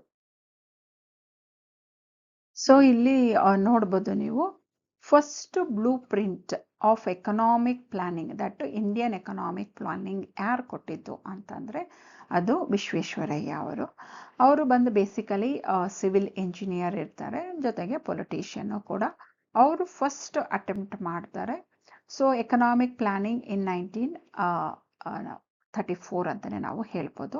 ಅವರು ಬುಕ್ ಒಂದು ಬರೆದಿರ್ತಾರೆ, ಯಾವುದು ಅಂತಂದರೆ planned economy of India, planned economy of India. So ಇದರಲ್ಲಿ ಫಸ್ಟ್ ಅವರು ಅಟೆಂಪ್ಟ್ ಮಾಡ್ತಾರೆ. ಹಾಗಾಗಿ ನಾವು ಹೇಳ್ಬೋದು it is a foundation for economic planning in India ಅಂತಲೇ ನಾವು ಹೇಳ್ಬೋದು. ಸೊ ಈ ಪ್ಲ್ಯಾನ್ಡ್ ಎಕಾನಮಿ ಫಾರ್ ಇಂಡಿಯಾದಲ್ಲಿ ಏನು ಪ್ಲ್ಯಾನ್ ಕೊಡ್ತಾರೋ ಅದು 10 years ಪ್ಲ್ಯಾನ್ ಆಗಿರುತ್ತೆ. ಜೊತೆಗೆ ಅವರು ಮೆನ್ಷನ್ ಮಾಡ್ತಾರೆ, to achieve economic development India has to shift from agriculture to industry ಅಂತ ಅವರು ಸಜೆಸ್ಟ್ ಮಾಡ್ತಾರೆ. ಜೊತೆಗೆ ವಿಶ್ವೇಶ್ವರಯ್ಯ ಅವರು ಹೇಳ್ತಾರೆ, ನ್ಯಾಷನಲ್ ಇನ್ಕಮ್ನ ನಾವು ಡಬಲ್ ಮಾಡಬೇಕು, ಆ ರೀತಿ ಟಾರ್ಗೆಟ್ನ ನಾವು ಸೆಟ್ ಮಾಡಬೇಕು ವಿತಿನ್ 10 years. 10 yearsಲ್ಲಿ ನ್ಯಾಷನಲ್ ಇನ್ಕಮ್ ಡಬಲ್ ಆಗಬೇಕು, ಆ ರೀತಿಯಾಗಿ ನಾವು ಟಾರ್ಗೆಟ್ ಸೆಟ್ ಮಾಡಬೇಕು ಅಂತ ಹೇಳ್ತಾರೆ. ಮತ್ತು ಇಲ್ಲಿ ಏನಾಗುತ್ತೆ, ಈ ಪ್ಲಾನ್ ಎಲ್ಲ ಕೊಟ್ಟಿರ್ತಾರೆ ಅದು ಇಂಡಿಯಾ ಡೆವಲಪ್ಮೆಂಟ್ಗೆ, ಬಟ್ ಆ ಟೈಮಲ್ಲಿ ಯಾರು ನಮ್ಮನ್ನ ರೂಲ್ ಮಾಡ್ತಾ ಇರ್ತಾರೆ, ಬ್ರಿಟಿಷರ್ಸು. ಹಾಗಾಗಿ ಬ್ರಿಟಿಷರ್ಸ್ಗೆ ಅದು ಬೇಕಾಗಿಲ್ಲ, ಹಾಗಾಗಿ ಅವರು ಇಂಪಾರ್ಟೆನ್ಸೇ ಕೊಡೋದಿಲ್ಲ. ಇವ್ರು ಕೊಟ್ಟಿರೋ ಅಂಥ ಪ್ಲ್ಯಾನಿಗೆ ಅವರು ಇಂಪಾರ್ಟೆನ್ಸೇ ಕೊಡೋದಿಲ್ಲ. ಹಾಗಾಗಿ ವಿಶ್ವೇಶ್ವರಯ್ಯ ಅವರದ್ದು ಏನು ಎಕನಾಮಿಕ್ ಪ್ಲಾನಿಂಗ್ ಇರುತ್ತೋ ಅದನ್ನು ನಾವು ಇಂಪ್ಲಿಮೆಂಟ್ ಮಾಡಲಿಕ್ಕೆ ಆ ಟೈಮಲ್ಲಿ ಆಗೋದಿಲ್ಲ. Britishers gave it no importance, ಇಲ್ಲಿ ನೀವು ನೋಡ್ಬೋದು. So FICCI proposal 1934. ಸೊ ಇದರದ್ದು ಎಕ್ಸ್ಪ್ಯಾನ್ಷನ್ ಕೇಳೋಂಥ ಚಾನ್ಸಸ್ ಇರುತ್ತೆ. Federation of Indian chambers of commerce and industry. So ಇವರು ಕೂಡ ಇಂಡಸ್ಟ್ರಿಯಲೈಸೇಷನ್ಗೆ ತುಂಬಾ ಒತ್ತು ಕೊಡ್ತಾರೆ ಅಂತ ನಾವು ಹೇಳ್ಬೋದು. So even they have called for national planning commission. ಅದು ಯಾರು ಅಂದರೆ NR Sarkar. Okay. Congress plan 1938. So National Planning Commission was set up by Jawaharlal Nehru. Okay, ಈ ಕಮಿಟಿದು ವರ್ಕ್ ಏನಾಗುತ್ತೆ ಅದನ್ನು ಇಂಟರ್ಪ್ರಿಟ್ ಮಾಡಲಿಕ್ಕೆ ಆಗೋದಿಲ್ಲ, ಬಿಕಾಸ್ ಆಫ್ ಪೊಲಿಟಿಕಲ್ ಎರಾ ಮತ್ತು ಸೆಕೆಂಡ್ ವರ್ಲ್ಡ್ ವಾರಿಂದ ಅಂತ ನಾವು ಹೇಳ್ಬೋದು. ಸೊ ಈ ಕಾಂಗ್ರೆಸ್ ಪ್ಲಾನ್ಗೆ ಮೇನ್ ಟರ್ನ್ ಎಲ್ಲಿ ಸಿಕ್ತು ಅಂತಂದರೆ ಹರಿಪುರ ಅಧಿವೇಶನ ಅಂತಲೇ ನಾವು ಹೇಳ್ಬೋದು. The first time officially demanded for planning in India. Okay, so ಅಧಿವೇಶನ ಯಾವುದು, ಹರಿಪುರ ಅಧಿವೇಶನ ತುಂಬಾ ಇಂಪಾರ್ಟೆಂಟ್ ಅಂತ ಯಾಕೆ ಹೇಳ್ತೀವಿ ಅಂತಂದರೆ, ಬಿಕಾಸ್ ಅಫಿಷಿಯಲ್ ಆಗಿ ಅವರು ಫಸ್ಟ್ ಟೈಮು ಇಂಡಿಯಾಗೆ ಪ್ಲಾನಿಂಗ್ ಬೇಕು ಅಂತ ಡಿಮಾಂಡ್ ಮಾಡ್ತಾರೆ ಅಂತ ನಾವು ಹೇಳ್ಬೋದು. Young Gandhi was against to FICCI, ಅಂದರೆ ಇಂಡಸ್ಟ್ರಿಯಲೈಸೇಷನ್ಗೆ ಅವರು ತುಂಬಾ ಒತ್ತು ಕೊಡ್ತಾರಲ್ಲ, ಅದು ಒಂದು. ಅವರು ಎಗೇನೆಸ್ಟ್ ಇಂಡಸ್ಟ್ರಿಯಲೈಸೇಷನ್ ಅಂತ ನಾವು ಹೇಳ್ಬೋದು. ಮತ್ತು ಸೆಂಟ್ರಲೈಸ್ ದಿ ಸ್ಟೇಟ್ ಪ್ಲಾನಿಂಗ್, ಇದಕ್ಕೆ ಎರಡಕ್ಕೂ ಕೂಡ ಅವರು ವಿರೋಧ ಇರುತ್ತೆ. ಯಾರ್ದು? ಗಾಂಧೀಜಿಯವ್ರದ್ದು ಅಂತಲೇ ನಾವು ಹೇಳ್ಬೋದು. ಈ ನ್ಯಾಷನಲ್ ಪ್ಲಾನಿಂಗ್ ಕಮಿಟಿಗೆ ಪ್ರೆಸಿಡೆಂಟ್ ಬಂದು ಸುಭಾಷ್ ಚಂದ್ರ ಬೋಸ್ ಆಗಿರ್ತಾರೆ. Okay, it was set up in the year of October 1938 ಅಂತ ಹೇಳ್ಬೋದು. ಸೊ ಈ ಕಮಿಟಿ 15 ಮೆಂಬರ್ಸ್ನ ಇನ್ಕ್ಲೂಡ್ ಆಗಿರುತ್ತೆ. ಓಕೆ, ಇಲ್ಲಿ ಒಬ್ಬರು ಚೇರ್ಮನ್ ಕೂಡ ಇರ್ತಾರೆ, ಅದು ಬಂದು ಜವಾಹರ್ಲಾಲ್ ನೆಹರು ಆಗಿರ್ತಾರೆ. ಸೊ ಪ್ರೆಸಿಡೆಂಟು ಮತ್ತು ಚೇರ್ಮನ್ನು ಸೇರಿ 15 ಮೆಂಬರ್ಸ್ ಇರ್ತಾರೆ ಅಂತಲೇ ನಾವು ಹೇಳ್ಬೋದು ಆ ಕಮಿಟಿನಲ್ಲಿ. ಈ ಏನದು ಕಮಿಟಿದು ವರ್ಕ್ನ ಎಕ್ಸಿಕ್ಯೂಟ್ ಮಾಡಲಿಕ್ಕೆ ಆಗಲ್ಲ, ಇಂಟರ್ಪ್ರೆಟ್ ಮಾಡಲಿಕ್ಕೆ ಆಗಲ್ಲ, ಯಾಕಂತಂದರೆ ಸೆಕೆಂಡ್ ವರ್ಲ್ಡ್ ವಾರ್ ರೀಸನ್ನಿಂದ. ಓಕೆ, ಸೊ ಇದರದ್ದು final report was published in 1949. So ಇವೆಲ್ಲ ಇಂಪಾರ್ಟೆಂಟ್ ಕಾನ್ಸೆಪ್ಟ್ಸ್ ಆಗಿರುತ್ತೆ. ಸೊ ಅದರದ್ದು ಚೇರ್ಮನ್ ಇರ್ಬೋದು, ಮತ್ತು ಪ್ರೆಸಿಡೆಂಟ್ ಯಾರು ಅಂತ ಕೇಳ್ಬೋದು, ವೆನ್ ಇಟ್ ವಾಸ್ ಎಸ್ಟಾಬ್ಲಿಷ್ಡ್ ಅಂತ ಕೇಳ್ಬೋದು. ಜೊತೆಗೆ ಅದರದ್ದು ಫೈನಲ್ ರಿಪೋರ್ಟ್ ಯಾವಾಗ ಪಬ್ಲಿಷ್ ಮಾಡಿದ್ರು. ಸೊ ಈ ಥರದ್ದು ಕ್ವೆಶನ್ಸ್ ತುಂಬಾ ಕೇಳಬಹುದು ಅಂತ ನಾನು ಇಲ್ಲಿ ನಿಮಗೆ ಸಜೆಸ್ಟ್ ಮಾಡ್ತೇನೆ. ಹಾಗಾಗಿ ಇದನ್ನು ಕ್ಲಿಯರ್ ಆಗಿ ನೋಡ್ಕೊಳ್ಳಿ. ಸೊ ನೆಕ್ಸ್ಟ್ ನೋಡೋದಾದ್ರೆ ಬಾಂಬೆ ಪ್ಲಾನ್ 1940. ಇದು 8 ಲೀಡಿಂಗ್ ಇಂಡಸ್ಟ್ರಿಯಲಿಸ್ಟ್ ಯಾರಿರ್ತಾರೋ ಅವರು ಈ ಬಾಂಬೆ ಪ್ಲಾನ್ನ ಪ್ರೆಸೆಂಟ್ ಮಾಡ್ತಾರೆ. ಅವ್ರದ್ದು ಪ್ಲಾನ್ ಬಂದು 15 ಇಯರ್ಸ್ ಇನ್ವೆಸ್ಟ್ಮೆಂಟ್ ಪ್ಲಾನ್ ಆಗಿರುತ್ತೆ. ಸೊ ಇದು ಡ್ರಾಫ್ಟೆಡ್ ಬೈ G.D. ಬಿರ್ಲಾ ಮತ್ತು J.R. ಟಾಟಾ ಅವರು ಲೀಡಿಂಗ್ ಕ್ಯಾಪಿಟಲಿಸ್ಟ್ ಇರ್ತಾರೆ. ಅದರಲ್ಲಿ ಇನ್ನು ಉಳಿದಿದ್ದು 6 ಇಂಡಸ್ಟ್ರಿಯಲಿಸ್ಟ್ ಯಾರಿರ್ತಾರೋ ಅವರು ಆ ಕಾಲದ್ದು ಇನ್ವೆಸ್ಟರ್ಸ್ ಯಾರಿರ್ತಾರೆ, ಇಂಡಸ್ಟ್ರಿಯಲಿಸ್ಟ್ ಯಾರಿರ್ತಾರೆ ಅವರು ಕೂಡ ಜಾಯ್ನ್ ಆಗಿರ್ತಾರೆ. ಸೊ ಒಟ್ಟು 8 ಲೀಡಿಂಗ್ ಇಂಡಸ್ಟ್ರಿಯಲಿಸ್ಟ್ ಯಾರಿರ್ತಾರೆ ಅವರು ಬಾಂಬೆ ಪ್ಲಾನ್ ಪ್ರೆಸೆಂಟ್ ಮಾಡ್ತಾರೆ ಅಂತ ನಾವು ಹೇಳ್ಬೋದು. ಬಟ್ ಗಾಂಧೀಜಿ ಪ್ಲಾನ್ ಅಥವಾ ಗಾಂಧಿ ಯೋಜನಾ 1944 ಏನು ಬರುತ್ತಲ್ವ, ಅದು ಕಂಪ್ಲೀಟ್ ಆಗಿ ಈ ಬಾಂಬೆ ಪ್ಲಾನ್ ಎಗೇನೆಸ್ಟ್ ಆಗಿ ಇರುತ್ತೆ ಅಂತ ನಾವು ಹೇಳ್ಬೋದು. ಈ ಗಾಂಧಿ ಯೋಜನಾ ಅಥವಾ ಗಾಂಧಿಯನ್ ಪ್ಲಾನ್ನ ಯಾರು ಫಾರ್ಮುಲೇಟೆಡ್ ಮಾಡ್ತಾರೆ ಅಂತಂದರೆ ಶ್ರೀಮಾನ್ ನಾರಾಯಣ್ ಅಗರ್ವಾಲ್ ಇನ್ 1944. ಓಕೆ, ಸೊ ಇವರು ಗಾಂಧಿಯನ್ನ ಪ್ಲಾನ್ನ ಮೇನ್ ಫೋಕಸ್ ಮಾಡಿರ್ತಾರೆ. ಸೊ ಇಲ್ಲಿ ಗಾಂಧಿಯನ್ ಪ್ಲಾನ್ ಏನಿರುತ್ತೆ ಅಂತಂದರೆ Gandhi has given much more importance for agricultural and rural economy. So ಅವ್ರು ಏನು ಹೇಳ್ತಾ ಇದ್ದಾರೆ, ವಿಲೇಜಸ್ ಡೆವಲಪ್ ಆಗಬೇಕು. ಸೊ ಸಿಟಿನ ಫರ್ದರ್ ಮಾಡರ್ನೈಸ್ ಮಾಡೋದಕ್ಕಿಂತ ವಿಲೇಜಸ್ ಏನಿದೆ ಆ ವಿಲೇಜಸ್ನ ನಾವು ಮಾಡರ್ನೈಸ್ ಮಾಡಬೇಕು. ಸೊ ಮೋರ್ ಪಾಪ್ಯುಲೇಷನ್ ಎಲ್ಲಿದೆ, ರೂರಲ್ ಏರಿಯಾದಲ್ಲಿದೆ ಅಥವಾ ವಿಲೇಜಲ್ಲೇ ಡಿಪೆಂಡ್ ಆಗಿದ್ದಾರೆ ಅಂತ ನಾವು ಹೇಳ್ಬೋದು. ಸೊ ವಿಲೇಜಸ್ ಡೆವಲಪ್ ಆದ್ರೇ ಇಂಡಿಯನ್ ಎಕಾನಮಿ ಡೆವಲಪ್ ಆಗೋಕ್ಕೆ ಸಾಧ್ಯ ಅನ್ನೋದು ಅವರು ಥಿಂಕಿಂಗ್ ಇರುತ್ತೆ, ಅಂದರೆ ಅವ್ರ ಐಡಿಯಾ ಇರುತ್ತೆ. ಸೊ ಹಾಗಾಗಿ ಅವರು ಅಗ್ರಿಕಲ್ಚರ್ಗೆ ಮತ್ತು ರೂರಲ್ ಡೆವಲಪ್ಮೆಂಟ್ಗೆ ತುಂಬಾ ಒತ್ತು ಕೊಡ್ತಾರೆ ಅಂತ ನಾವು ಹೇಳ್ಬೋದು. ಜೊತೆಗೆ ಈ ಅಗರ್ವಾಲ್ ಅವರು ಏನು ಪ್ಲ್ಯಾನ್ ಕೊಟ್ಟಿರ್ತಾರಲ್ವ, it is based on M.K. Gandhi ಅವ್ರದ್ದು ಏನು ಥಾಟ್ಸ್ ಇರುತ್ತೋ ಅದ್ರ ಮೇಲೆ ಬೇಸ್ ಆಗಿರುತ್ತೆ. ಜೊತೆಗೆ ಈ ಪ್ಲಾನ್ ಏನಿದೆ Gandhian plan, it is completely opposite to Bombay plan ಮತ್ತು ನ್ಯಾಷನಲ್ ಪ್ಲಾನಿಂಗ್ ಕಮಿಷನ್ ಅಂತಲೇ ನಾವು ಹೇಳ್ಬೋದು. And even they are against heavy ಇಂಡಸ್ಟ್ರಿಯಲೈಸೇಷನ್ನು ಕೂಡ ಅಂತ ನಾವು ಹೇಳ್ಬೋದು. ಸೊ ಯೂಶಲಿ ಗಾಂಧಿ ಯಾವಾಗೂ ಹೇಳ್ತಾ ಇರ್ತಾರೆ, ಮಾಸ್ ಪ್ರೊಡಕ್ಷನ್ಗಿಂತ ಪ್ರೊಡಕ್ಷನ್ ಬೈ ಮಾಸ್, ಅಂದರೆ ಲಾರ್ಜ್ ಸ್ಕೇಲಲ್ಲಿ ಪ್ರೊಡ್ಯೂಸ್ ಮಾಡೋದಕ್ಕಿಂತ ಲಾರ್ಜ್ ನಂಬರ್ ಆಫ್ ಪೀಪಲ್ನ ಎಂಪ್ಲಾಯ್ ಮಾಡಿಕೊಂಡು ಉತ್ಪಾದನೆ ಮಾಡೋದು ನಮ್ಮ ಇಂಡಿಯಾಗೆ ಸೂಟ್ ಆಗೋವಂಥ ಟೆಕ್ನಾಲಜಿ ಅನ್ನೋದು ಅವ್ರದ್ದು ವ್ಯೂ ಪಾಯಿಂಟ್ ಆಗಿರುತ್ತೆ ಅಂತಲೇ ನಾನು ಹೇಳ್ಬೋದು ಇಲ್ಲಿ. ಯಾಕಂತಂದರೆ ಇಂಡಿಯಾ ಈಸ್ ಹೈಲಿ ಪಾಪ್ಯುಲೇಟೆಡ್, ಜೊತೆಗೆ ಪಾವರ್ಟಿ ಜಾಸ್ತಿ ಇರುತ್ತೆ. ಸೊ ಎಂಪ್ಲಾಯ್ಮೆಂಟ್ ಆಪರ್ಚುನಿಟೀಸ್ ಕೊಡೋ ಅಂಥದ್ದು ತುಂಬಾ ಅವಶ್ಯಕತೆ ಇರುತ್ತೆ. ಸೊ ಹಾಗಾಗಿ ಅವರು ಕಾಟೇಜ್ ಇಂಡಸ್ಟ್ರೀಸು ಮತ್ತು ಸ್ಮಾಲ್ ಸ್ಕೇಲ್ ಇಂಡಸ್ಟ್ರೀಸ್ಗೆ ತುಂಬಾ ಒತ್ತು ಕೊಡ್ತಾರೆ. ಹೆವಿ ಇಂಡಸ್ಟ್ರೀಸ್ ಅಂದರೆ ಮಷಿನರೀಸ್ ಯೂಸ್ ಮಾಡಿದ್ರೆ ಪ್ರೊಡಕ್ಷನ್ ಏನೋ ಜಾಸ್ತಿ ಲಾರ್ಜ್ ಸ್ಕೇಲಲ್ಲಿ ಉತ್ಪಾದನೆ ಮಾಡ್ಬೋದು, ಬಟ್ ಎಂಪ್ಲಾಯ್ಮೆಂಟ್ ಆಪರ್ಚುನಿಟೀಸ್ನ ಅಷ್ಟೊಂದು ಕ್ರಿಯೇಟ್ ಮಾಡಲಿಕ್ಕೆ ಆಗೋದಿಲ್ಲ. ಹಾಗಾಗಿ ಇವರು ಇಂಪಾರ್ಟೆನ್ಸ್ ಯಾವುದಕ್ಕೆ ಕೊಡ್ತಾರೆ ಅಂತಂದರೆ ಗುಡಿ ಕೈಗಾರಿಕೆ ಅಂತಲೇ ಹೇಳ್ಬೋದು, ಅಥವಾ ಕಾಟೇಜ್ ಇಂಡಸ್ಟ್ರಿಗೆ ತುಂಬಾ ಇಂಪಾರ್ಟೆನ್ಸ್ ಕೊಡ್ತಾರೆ. ಹಾಗಾಗಿ they are against heavy industrialisation ಅಂತಲೇ ನಾವು ಹೇಳ್ಬೋದು. ಸೊ ನೆಕ್ಸ್ಟ್ ನೀವು ನೋಡೋದಾದರೆ ಮಕ್ಕಳ, ಇಲ್ಲಿ people's plan was prepared or drafted by M.N. Roy. Okay, is a good leader in Marxist ಅಂತಲೇ ನಾವು ಹೇಳ್ಬೋದು. ಸೊ ಇಲ್ಲಿ ಅವರು ಏನು ಹೇಳ್ತಾ ಇದ್ದಾರೆ ಅಂತಂದರೆ, anything what ever we are going to plan, ಅದು ಪೀಪಲ್ಗೋಸ್ಕರನೇ ನಾವು ಪ್ಲ್ಯಾನ್ ಮಾಡಬೇಕು. ಪೀಪಲ್ ಅನ್ನೋದು ಇಲ್ಲಿ ಇಂಪಾರ್ಟೆಂಟು. ಅವರು ರೂರಲಲ್ಲಿ ಇದ್ದಾರಾ ಅಥವಾ ಅರ್ಬನಲ್ಲಿ ಇದ್ದಾರಾ ಅನ್ನೋದು ಇಂಪಾರ್ಟೆಂಟ್ ಅಲ್ಲ ಅಂತ ಅವರು ಸ್ಪೆಸಿಫೈ ಮಾಡ್ತಿದ್ದಾರೆ. ಒಂದು. ಎರಡನೇದು, ರೂರಲ್ ಮತ್ತು ಅರ್ಬನ್ ಎರಡೂ ಕೂಡ ಅವರು ಡೆವಲಪ್ ಮಾಡಬೇಕು, ಈಕ್ವಲ್ ಇಂಪಾರ್ಟೆನ್ಸ್ ಕೊಡಬೇಕು ಅನ್ನೋದನ್ನು ಒತ್ತು ಕೊಡ್ತಾ ಇದ್ದಾರೆ. ಜೊತೆಗೆ ಅವರು ಏನು ಹೇಳ್ತಿದ್ದಾರೆ ಅಂತಂದರೆ, ಅಗ್ರಿಕಲ್ಚರಲ್ ಪ್ರೊಡಕ್ಷನ್ನ ನಾವು ಮಾಡರ್ನೈಸ್ ಮಾಡಬೇಕು, ಮೆಕನೈಸೇಷನ್ ಮಾಡಬೇಕು, ಅಂದರೆ ನ್ಯೂ ಟೆಕ್ನಾಲಜಿನ ಇಂಟ್ರೊಡ್ಯೂಸ್ ಮಾಡಬೇಕು ಅಗ್ರಿಕಲ್ಚರಲ್ ಪ್ರೊಡಕ್ಷನಲ್ಲಿ ಅನ್ನೋದು ಒಂದು. ಎರಡನೇದು, ಅದನ್ನು ಸ್ಟೇಟ್ ಡಿಸ್ಟ್ರಿಬ್ಯೂಟ್ ಮಾಡಬೇಕು. ಸೊ ಆಗ ಇನ್ಇಕ್ವಾಲಿಟೀಸ್ನ ನಾವು ರೆಡ್ಯೂಸ್ ಮಾಡ್ಬೋದು ಅನ್ನೋದು ಒಂದು ಪಾಯಿಂಟ್ ಅವ್ರದ್ದು ಆಗಿರುತ್ತೆ. ಸೊ ಪೀಪಲ್ಗೋಸ್ಕರನೇ ನಾವು ಎಕನಾಮಿಕ್ ಡೆವಲಪ್ಮೆಂಟ್ ಅಚೀವ್ ಮಾಡಬೇಕು. ಹಾಗಾಗಿ ಉತ್ಪಾದನೆ ಆಗಿರೋ ಅಂಥದ್ದನ್ನು ಪ್ರಾಪರ್ ಆಗಿ ಡಿಸ್ಟ್ರಿಬ್ಯೂಟ್ ಮಾಡಬೇಕು ಅನ್ನೋದು ಎನ್ ರಾಯ್ ಅವರ ಒಪಿನಿಯನ್ ಆಗಿರುತ್ತೆ. ನೆಕ್ಸ್ಟ್ ನೋಡೋದಾದ್ರೆ ಸರ್ವೋದಯ ಪ್ಲಾನ್.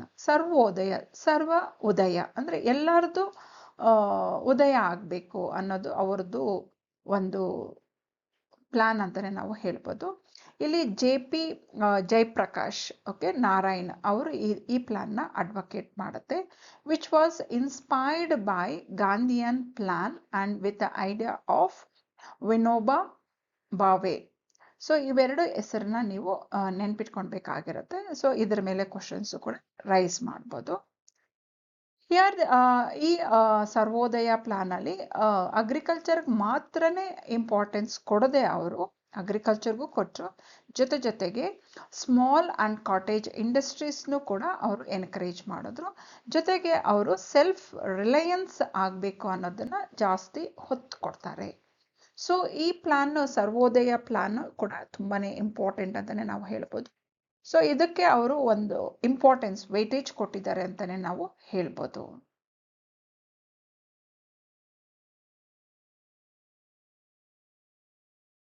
ಸೊ ನೆಕ್ಸ್ಟ್ ನೋಡೋದಾದ್ರೆ planning commission was established in 15th March 1950.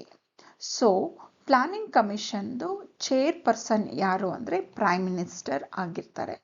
ಆ ಟೈಮಲ್ಲಿ ಪ್ರೈಮ್ ಮಿನಿಸ್ಟರ್ ಇದ್ದಿದ್ದು ಪಂಡಿತ್ ಜವಾಹರ್ಲಾಲ್ ನೆಹರು ಅವರು.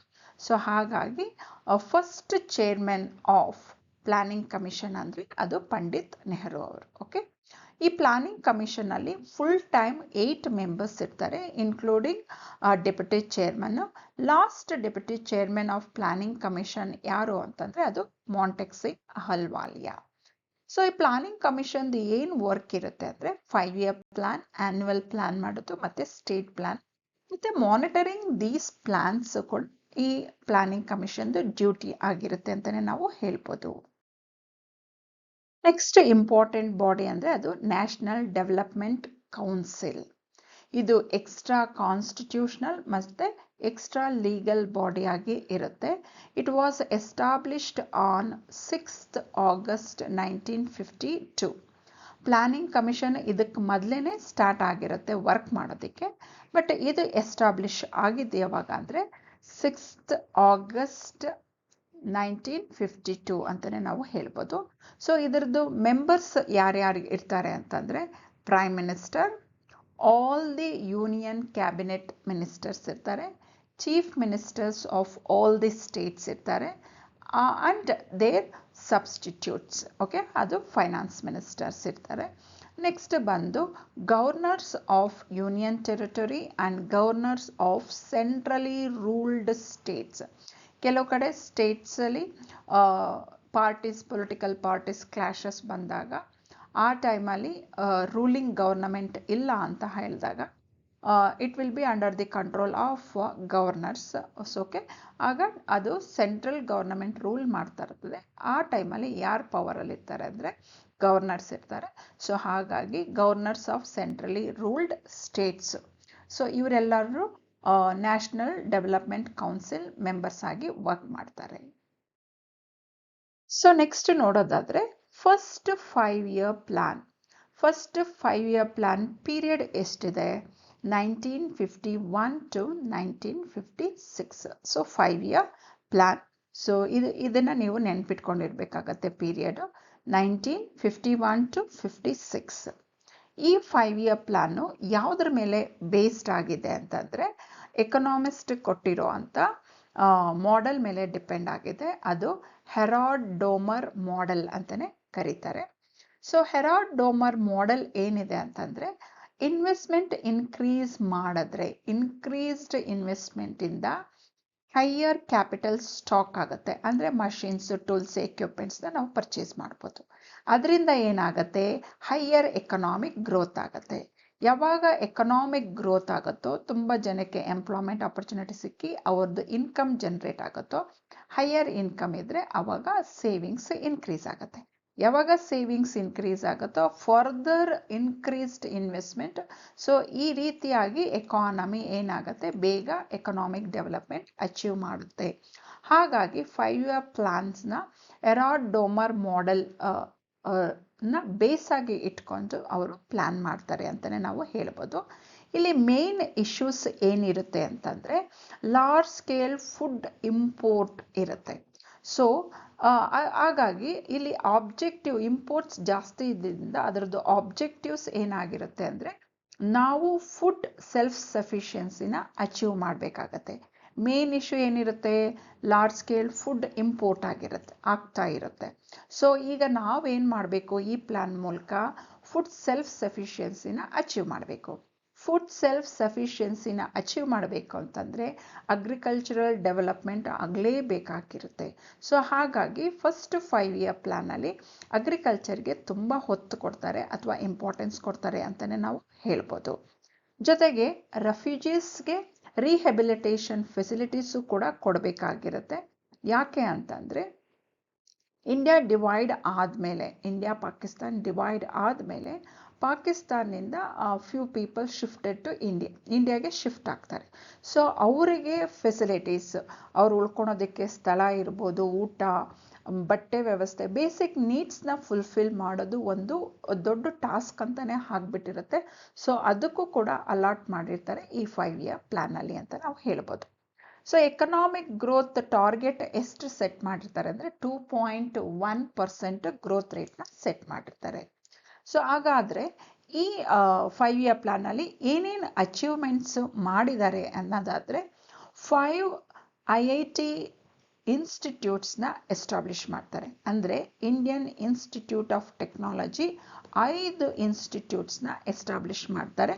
ಸೊ ನೀವು ಕಮೆಂಟ್ ಬಾಕ್ಸಲ್ಲಿ ಕಮೆಂಟ್ ಮಾಡ್ಬೋದು, 5 ಫಸ್ಟ್ 5 IIT ಇನ್ಸ್ಟಿಟ್ಯೂಷನ್ಸ್ ಓಕೆ ಯಾವ್ಯಾವ ಎಸ್ಟಾಬ್ಲಿಷ್ ಆಗಿತ್ತು ಫಸ್ಟ್ 5-year ಪ್ಲಾನಲ್ಲಿ ಅಂತ ನೀವು ತಿಳಿಸ್ಬೋದು.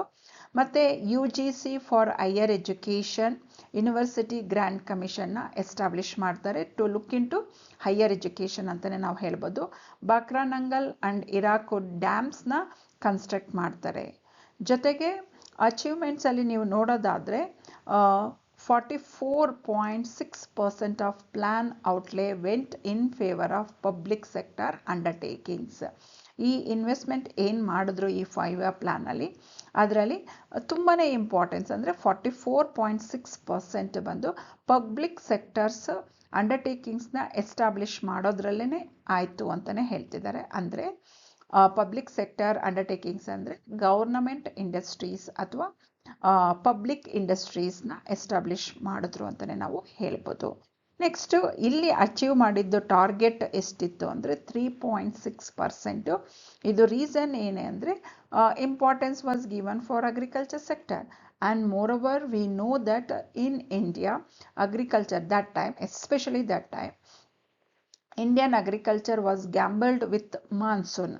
ಹಾಗಿರಬೇಕಾದ್ರೆ ನಮಗೆ ಆ ಟೈಮಲ್ಲಿ ಗುಡ್ ಮಾನ್ಸೂನ್ಸ್ ಇದ್ದಿದ್ದರಿಂದ ನಾವು ಮೋರ್ ದ್ಯಾನ್ ಟಾರ್ಗೆಟ್ ಏನು ಸೆಟ್ ಮಾಡಿದ್ರೋ ಅದಕ್ಕಿಂತ ಮೀರಿ ಟಾರ್ಗೆಟ್ನ ಅಚೀವ್ ಮಾಡಲಿಕ್ಕೆ ಸಾಧ್ಯ ಆಯಿತು ಅಂತಲೇ ನಾವು ಇಲ್ಲಿ ಹೇಳ್ಬೋದು.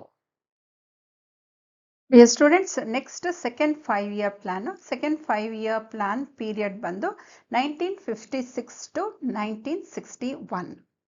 ಈ second 5-year plan based on PC Mahalanobis model ಅಂತಲೇ ಹೇಳ್ಬೋದು. ಈ PC Mahalanobis model USSR model ಏನಿದೆ ಇಂಡಸ್ಟ್ರಿಯಲೈಸೇಷನ್ ಅದರ ಮೇಲೆ ಜಾಸ್ತಿ ಒತ್ತನ್ನು ಕೊಟ್ಟಿದೆ ಅಂತಲೇ ನಾವು ಹೇಳ್ಬೋದು. So Mahalanobis is a founder of central statistics organisation, is a statistician. Okay, ಅವರ ಬರ್ಡೇನ ನಾವು ನ್ಯಾಷನಲ್ ಸ್ಟ್ಯಾಟಿಸ್ಟಿಕ್ಸ್ ಡೇ ಅಂತ ಸೆಲೆಬ್ರೇಟ್ ಮಾಡ್ತೀವಿ. ಅದು ಯಾವಾಗ ಅಂತಂದರೆ 29th June ಅಂತಲೇ ನಾವು ಹೇಳ್ಬೋದು. ಸೊ ಇದರಲ್ಲಿ ಆಬ್ಜೆಕ್ಟಿವ್ಸ್ ಏನಿತ್ತು ಈ ಸೆಕೆಂಡ್ 5-year ಪ್ಲಾನಲ್ಲಿ ಅಂತಂದರೆ they have given much more importance for heavy industries. Heavy ಇಂಡಸ್ಟ್ರೀಸ್ನ ಎಸ್ಟಾಬ್ಲಿಷ್ ಮಾಡಬೇಕು ಅನ್ನೋದು ಅವ್ರದ್ದು ಮೇನ್ ಆಬ್ಜೆಕ್ಟಿವ್ ಆಗಿರುತ್ತೆ. ನೆಕ್ಸ್ಟ್ ನೋಡೋದಾದರೆ shift from agriculture to industries. Agriculture ಇಂದ ಇಂಡಸ್ಟ್ರೀಸ್ಗೆ ಒತ್ತನ್ನು ಕೊಡ್ತಾರೆ ಅಂತಾನೆ ನಾವು ಹೇಳ್ಬೋದು. ಫಸ್ಟ್ 5 year ಪ್ಲಾನ್ ಅಲ್ಲಿ ತುಂಬಾ ಇಂಪಾರ್ಟೆನ್ಸ್ ಅಗ್ರಿಕಲ್ಚರ್ಗೆ ಕೊಟ್ಟಿರ್ತಾರೆ. ಯಾಕಂದ್ರೆ ಫುಡ್ ಇಂಪೋರ್ಟ್ ಮಾಡ್ಕೊಳ್ತಾ ಇರ್ತೀವಿ. ಸೊ ಇಂಪೋರ್ಟಿಂಗ್ ಫುಡ್ನ ನಾವು ಕಡಿಮೆ ಮಾಡಬೇಕು ಅಂತಂದ್ರೆ ಅಗ್ರಿಕಲ್ಚರಲ್ ಪ್ರಾಡಕ್ಟ್ಸ್ ಪ್ರೊಡಕ್ಷನ್ ಏನಾಗಬೇಕಾಗಿರುತ್ತೆ, ಜಾಸ್ತಿ ಆಗಿರ್ಬೇಕಾಗಿರುತ್ತೆ. ಸೊ ಹಾಗಾಗಿ ಫಸ್ಟ್ 5 year ಪ್ಲಾನ್ ಅಗ್ರಿಕಲ್ಚರ್ಗೆ ಇಂಪಾರ್ಟೆನ್ಸ್ ಕೊಡ್ತದೆ. ಸೆಕೆಂಡ್ 5 year ಪ್ಲಾನ್ ಅಲ್ಲಿ ಅಗ್ರಿಕಲ್ಚರ್ ಇಂದ ಇಂಡಸ್ಟ್ರೀಸ್ ಕಡೆ ಶಿಫ್ಟ್ ಆಗ್ತಾರೆ ಅಂತಾನೆ ನಾವು ಹೇಳ್ಬೋದು. ಈ 5 year ಪ್ಲಾನ್ ಅಲ್ಲಿ ಸೆಕೆಂಡ್ 5 year ಪ್ಲಾನ್ ಅಲ್ಲಿ ಅವರು ಇಂಡಸ್ಟ್ರಿಯಲ್ ಪಾಲಿಸಿ ರೆಸೊಲ್ಯೂಷನ್ ಇಂಟ್ರೊಡ್ಯೂಸ್ ಮಾಡ್ತಾರೆ. That is they introduce industrial policy of 1956. First industrial policy ಯಾವಾಗ ಇಂಟ್ರೊಡ್ಯೂಸ್ ಮಾಡಿರ್ತಾರೆ ಅಂತಂದ್ರೆ 1948. ಓಕೆ, ಅವರು ಟಾರ್ಗೆಟ್ ಸೆಟ್ ಮಾಡಿದ್ದು 4.6% ಅಂತಾನೆ ನಾವು ಹೇಳ್ಬೋದು. ಮತ್ತೆ ಅಚೀವ್ಮೆಂಟ್ಸ್ ನೋಡೋದೇ ಆದ್ರೆ ಆಲ್ರೆಡಿ ಹೇಳಿದೆ, ಹೆವಿ ಇಂಡಸ್ಟ್ರೀಸ್ ಎಸ್ಟಾಬ್ಲಿಷ್ ಮಾಡಬೇಕಾಗಿರುತ್ತೆ.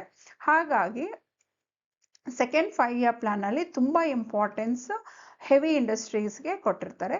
ಸೊ ಹಾಗಾಗಿ ಇಲ್ಲಿ ಹೆವಿ ಇಂಡಸ್ಟ್ರೀಸ್ ಎಸ್ಟಾಬ್ಲಿಷ್ ಮಾಡಲಿಕ್ಕೆ ಇಂಡಿಯಾ ಕೈಲಿ ಒಂದು ಏನಂತ ಹೇಳ್ಬೋದು, ಆ ಟೈಮಲ್ಲಿ ಅಷ್ಟೊಂದು ಹೆವಿ ಇನ್ವೆಸ್ಟ್ಮೆಂಟ್ ಇಲ್ಲದೆ ಇದ್ದಿದ್ರಿಂದ with a collaboration with Russia ಮತ್ತೆ ಬ್ರಿಟನ್ ಮತ್ತೆ ವೆಸ್ಟ್ ಜರ್ಮನಿ ಜೊತೆ ಕೊಲಾಬ್ರೇಟ್ ಆಗಿ ಐರನ್ ಅಂಡ್ ಸ್ಟೀಲ್ ಇಂಡಸ್ಟ್ರೀಸ್ನ ಎಸ್ಟಾಬ್ಲಿಷ್ ಮಾಡ್ತಾರೆ.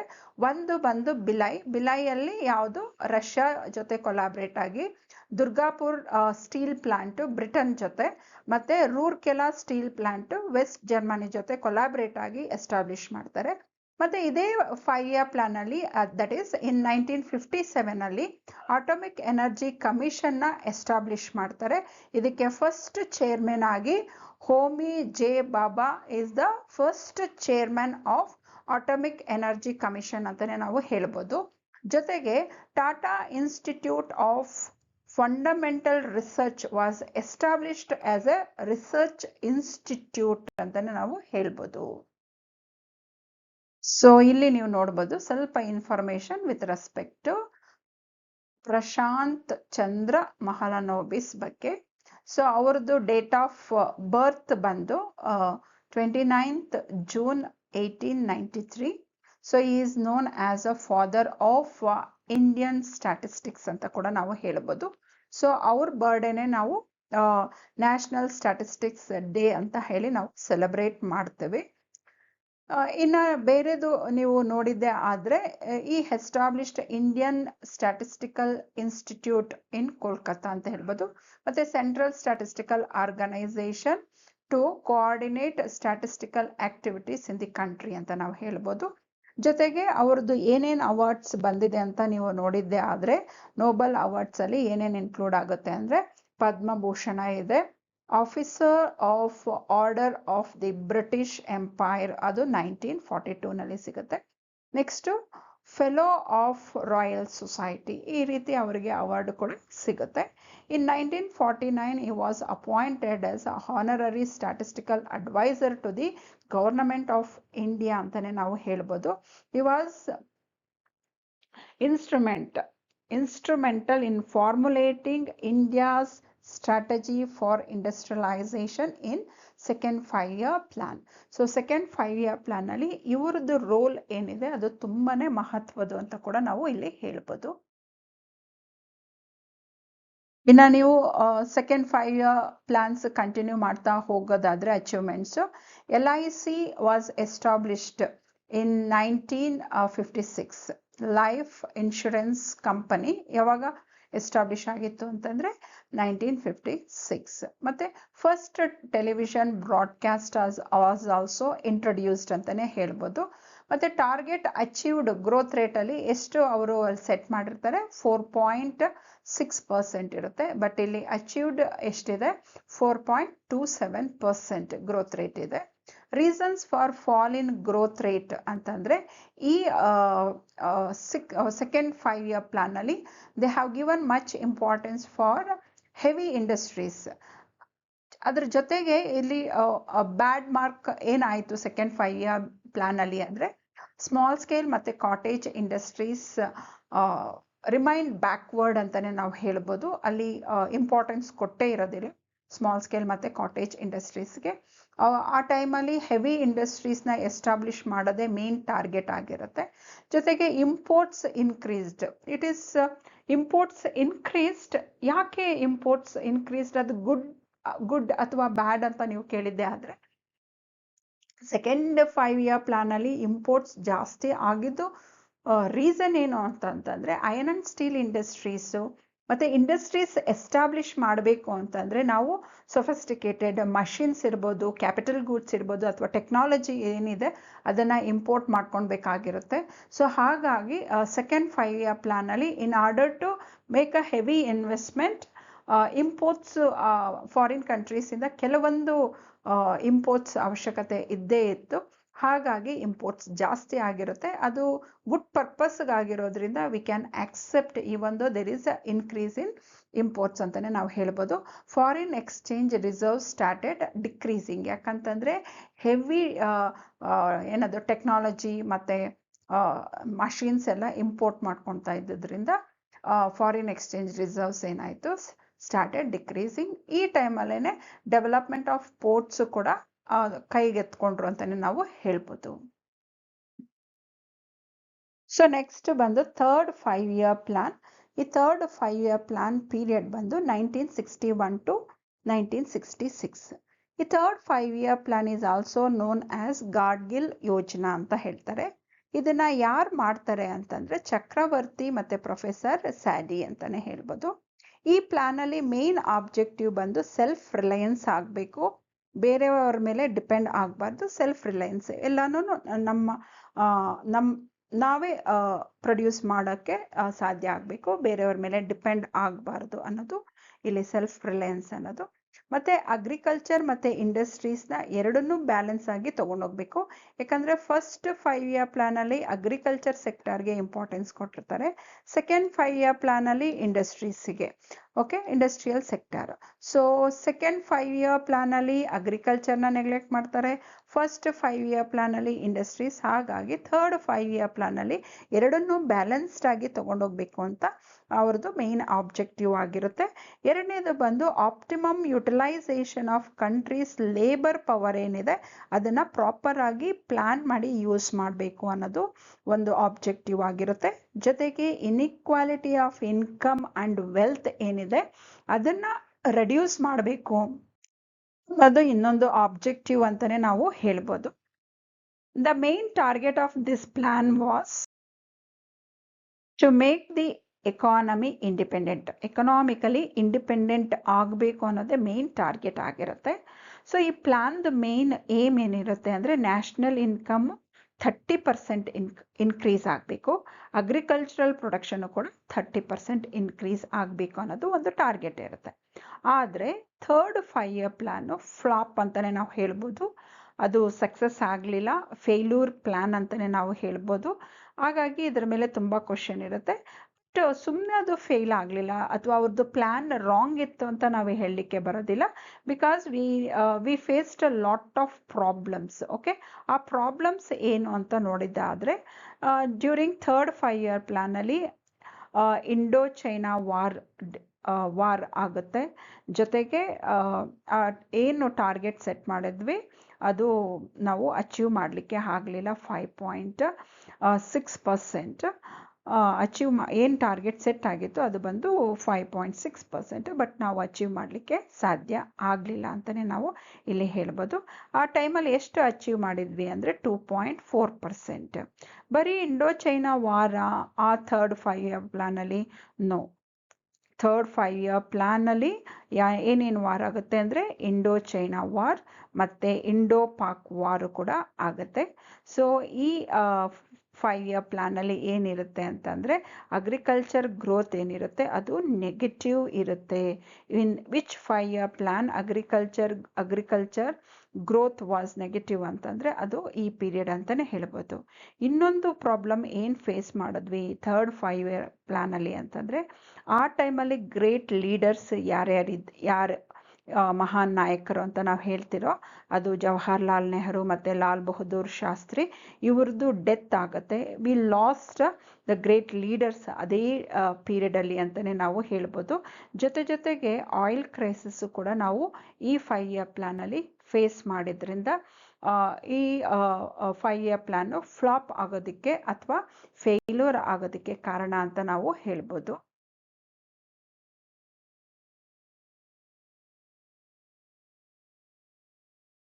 ಸೊ ನೆಕ್ಸ್ಟ್ ನೋಡೋದಾದ್ರೆ 3-year ಆನ್ಯುವಲ್ ಪ್ಲಾನ್ಸ್ನ ಇಂಟ್ರೊಡ್ಯೂಸ್ ಮಾಡಿಬಿಡ್ತಾರೆ.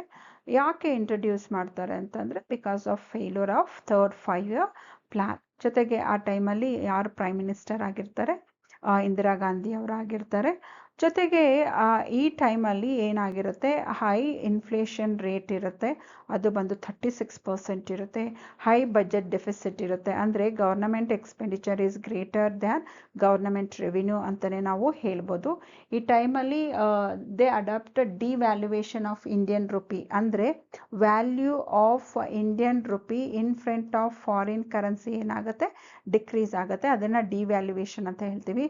ಈ ಒಂದು ವರ್ಲ್ಡ್ ಲೀಡಿಂಗ್ ಅಗ್ರಿಕಲ್ಚರ್ ನೇಷನ್ ಆಗಿದ್ರು ಕೂಡ ನಮ್ಮ ಕಂಟ್ರಿನಲ್ಲಿ ಫುಡ್ ಡೆಫಿಸಿಟ್ ಇರುತ್ತೆ. ಅಂಥ ಟೈಮಲ್ಲಿ ಏನಾಗುತ್ತೆ ಅಂದರೆ ಗ್ರೀನ್ ರೆವಲ್ಯೂಷನ್ನ ಇಂಟ್ರೊಡ್ಯೂಸ್ ಮಾಡ್ತಾರೆ. So the father of green revolution at international ಲೆವೆಲಲ್ಲಿ ನೀವು ನೋಡಿದ್ದಾದರೆ ನಾರ್ಮನ್ ಬೋರ್ಲಾಗ್ ಅಂತ ಹೇಳ್ಬೋದು, and William Gaud. Norman Borlaug and William Gaud. But ಇಂಡಿಯಾಗೆ ಅಂತ ನೀವು ಕನ್ಸಿಡರ್ ಮಾಡಿದಾಗ Swaminathan is a father of green revolution. He is also a person who introduced HIV seeds with respect to wheat and rice ಅಂತಲೇ ನಾವು ಹೇಳ್ಬೋದು. ಈ annual ಪ್ಲ್ಯಾನ್ಸಲ್ಲಿ ಅವರು ತುಂಬಾ ಇಂಪಾರ್ಟೆನ್ಸ್ ಏನಕ್ಕೆ ಕೊಟ್ಟಿರ್ತಾರೆ ಅಂದರೆ ಅಗ್ರಿಕಲ್ಚರ್ ಆ್ಯಂಡ್ ಇಟ್ಸ್ ಅಲೈಡ್ ಸೆಕ್ಟರ್ಗೆ ಮತ್ತು ಇಂಡಸ್ಟ್ರಿಯಲ್ ಸೆಕ್ಟರ್ಗೆ ತುಂಬಾ ಇಂಪಾರ್ಟೆನ್ಸ್ ಕೊಡ್ತಾರೆ ಈ ಆ್ಯನ್ಯುವಲ್ ಪ್ಲ್ಯಾನ್ಸಲ್ಲಿ.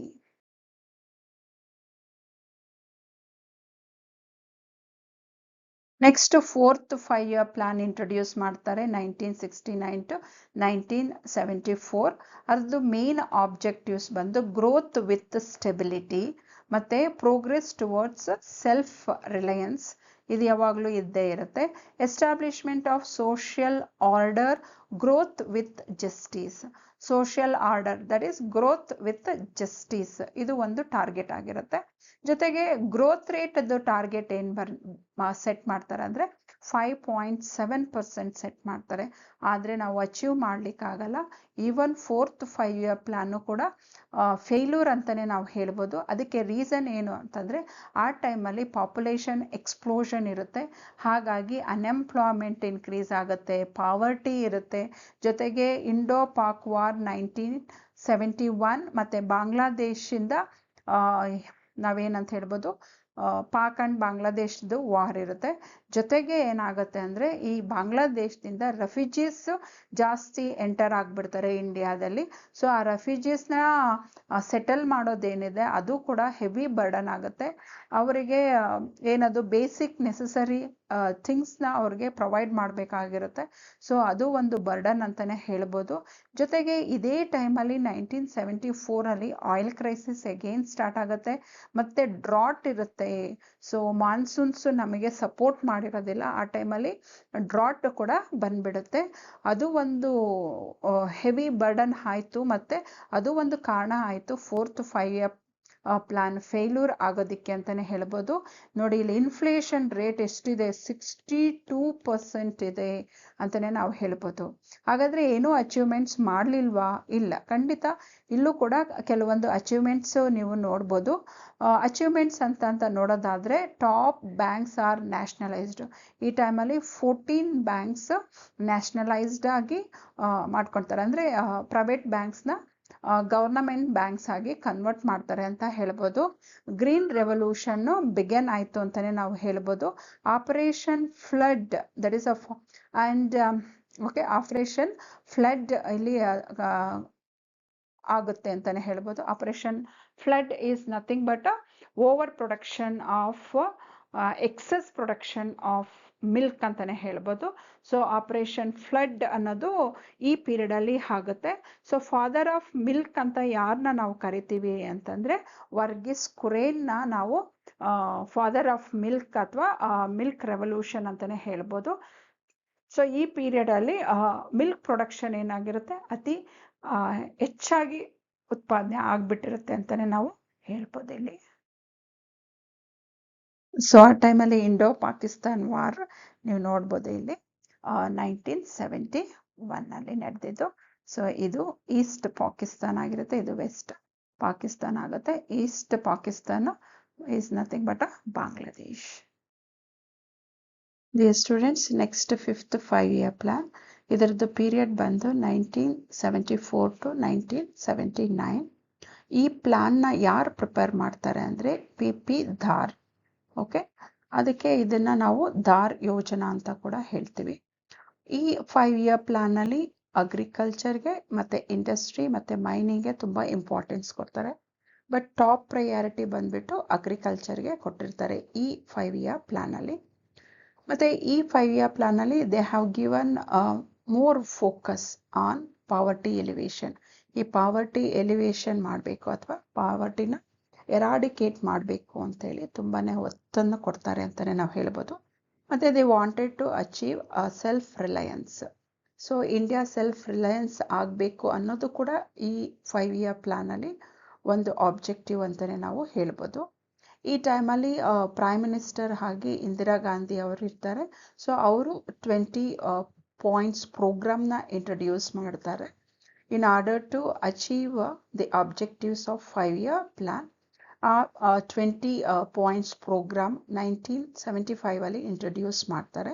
ಇದಕ್ಕೆ ಗ್ರೋತ್ ರೇಟ್ ಟಾರ್ಗೆಟ್ ಎಷ್ಟು ಸೆಟ್ ಮಾಡಿರ್ತಾರೆ 5-year ಪ್ಲಾನಲ್ಲಿ ಅಂತಂದರೆ 4.4%. But this plan was over all we can say it is successful ಅಂತಲೇ ನಾವು ಹೇಳ್ಬೋದು.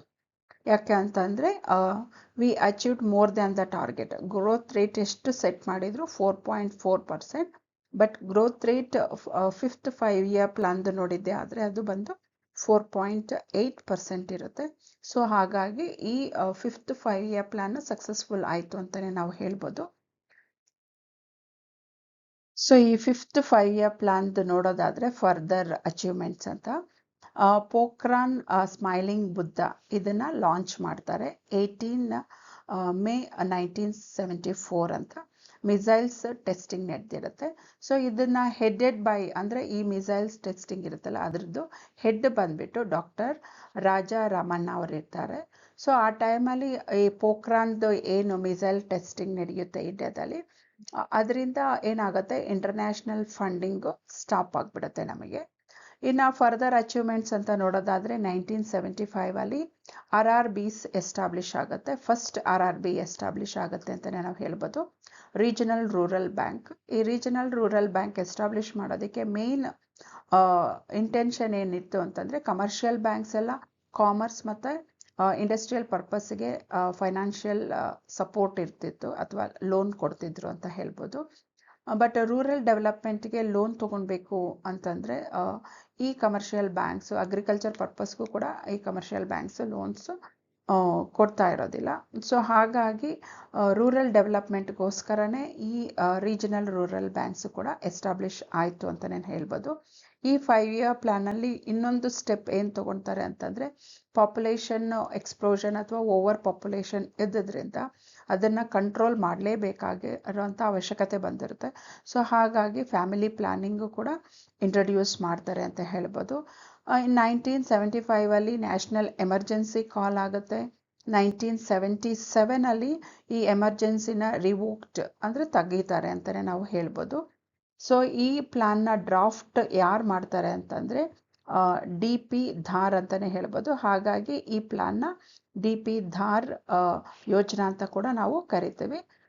ಜನತಾ ಪಾರ್ಟಿ ಯಾವಾಗ ಬರುತ್ತೆ ಅಂದರೆ 1978 ರೂಲಿಂಗ್ಗೆ ಬರುತ್ತೆ. ಸೊ ಆ ಟೈಮಲ್ಲಿ ಈ 5-year ಪ್ಲಾನ್ ಏನಿತ್ತು ಅದನ್ನು ರಿಮೂವ್ ಮಾಡ್ತಾರೆ ಅಂತಲೇ ನಾವು ಹೇಳ್ಬೋದು, ಟರ್ಮಿನೇಟೆಡ್ ಅಂತಲೇ ನಾವು ಹೇಳ್ಬೋದು. So this is what Pokhran 1 missile testing. Next dear students, rolling plan.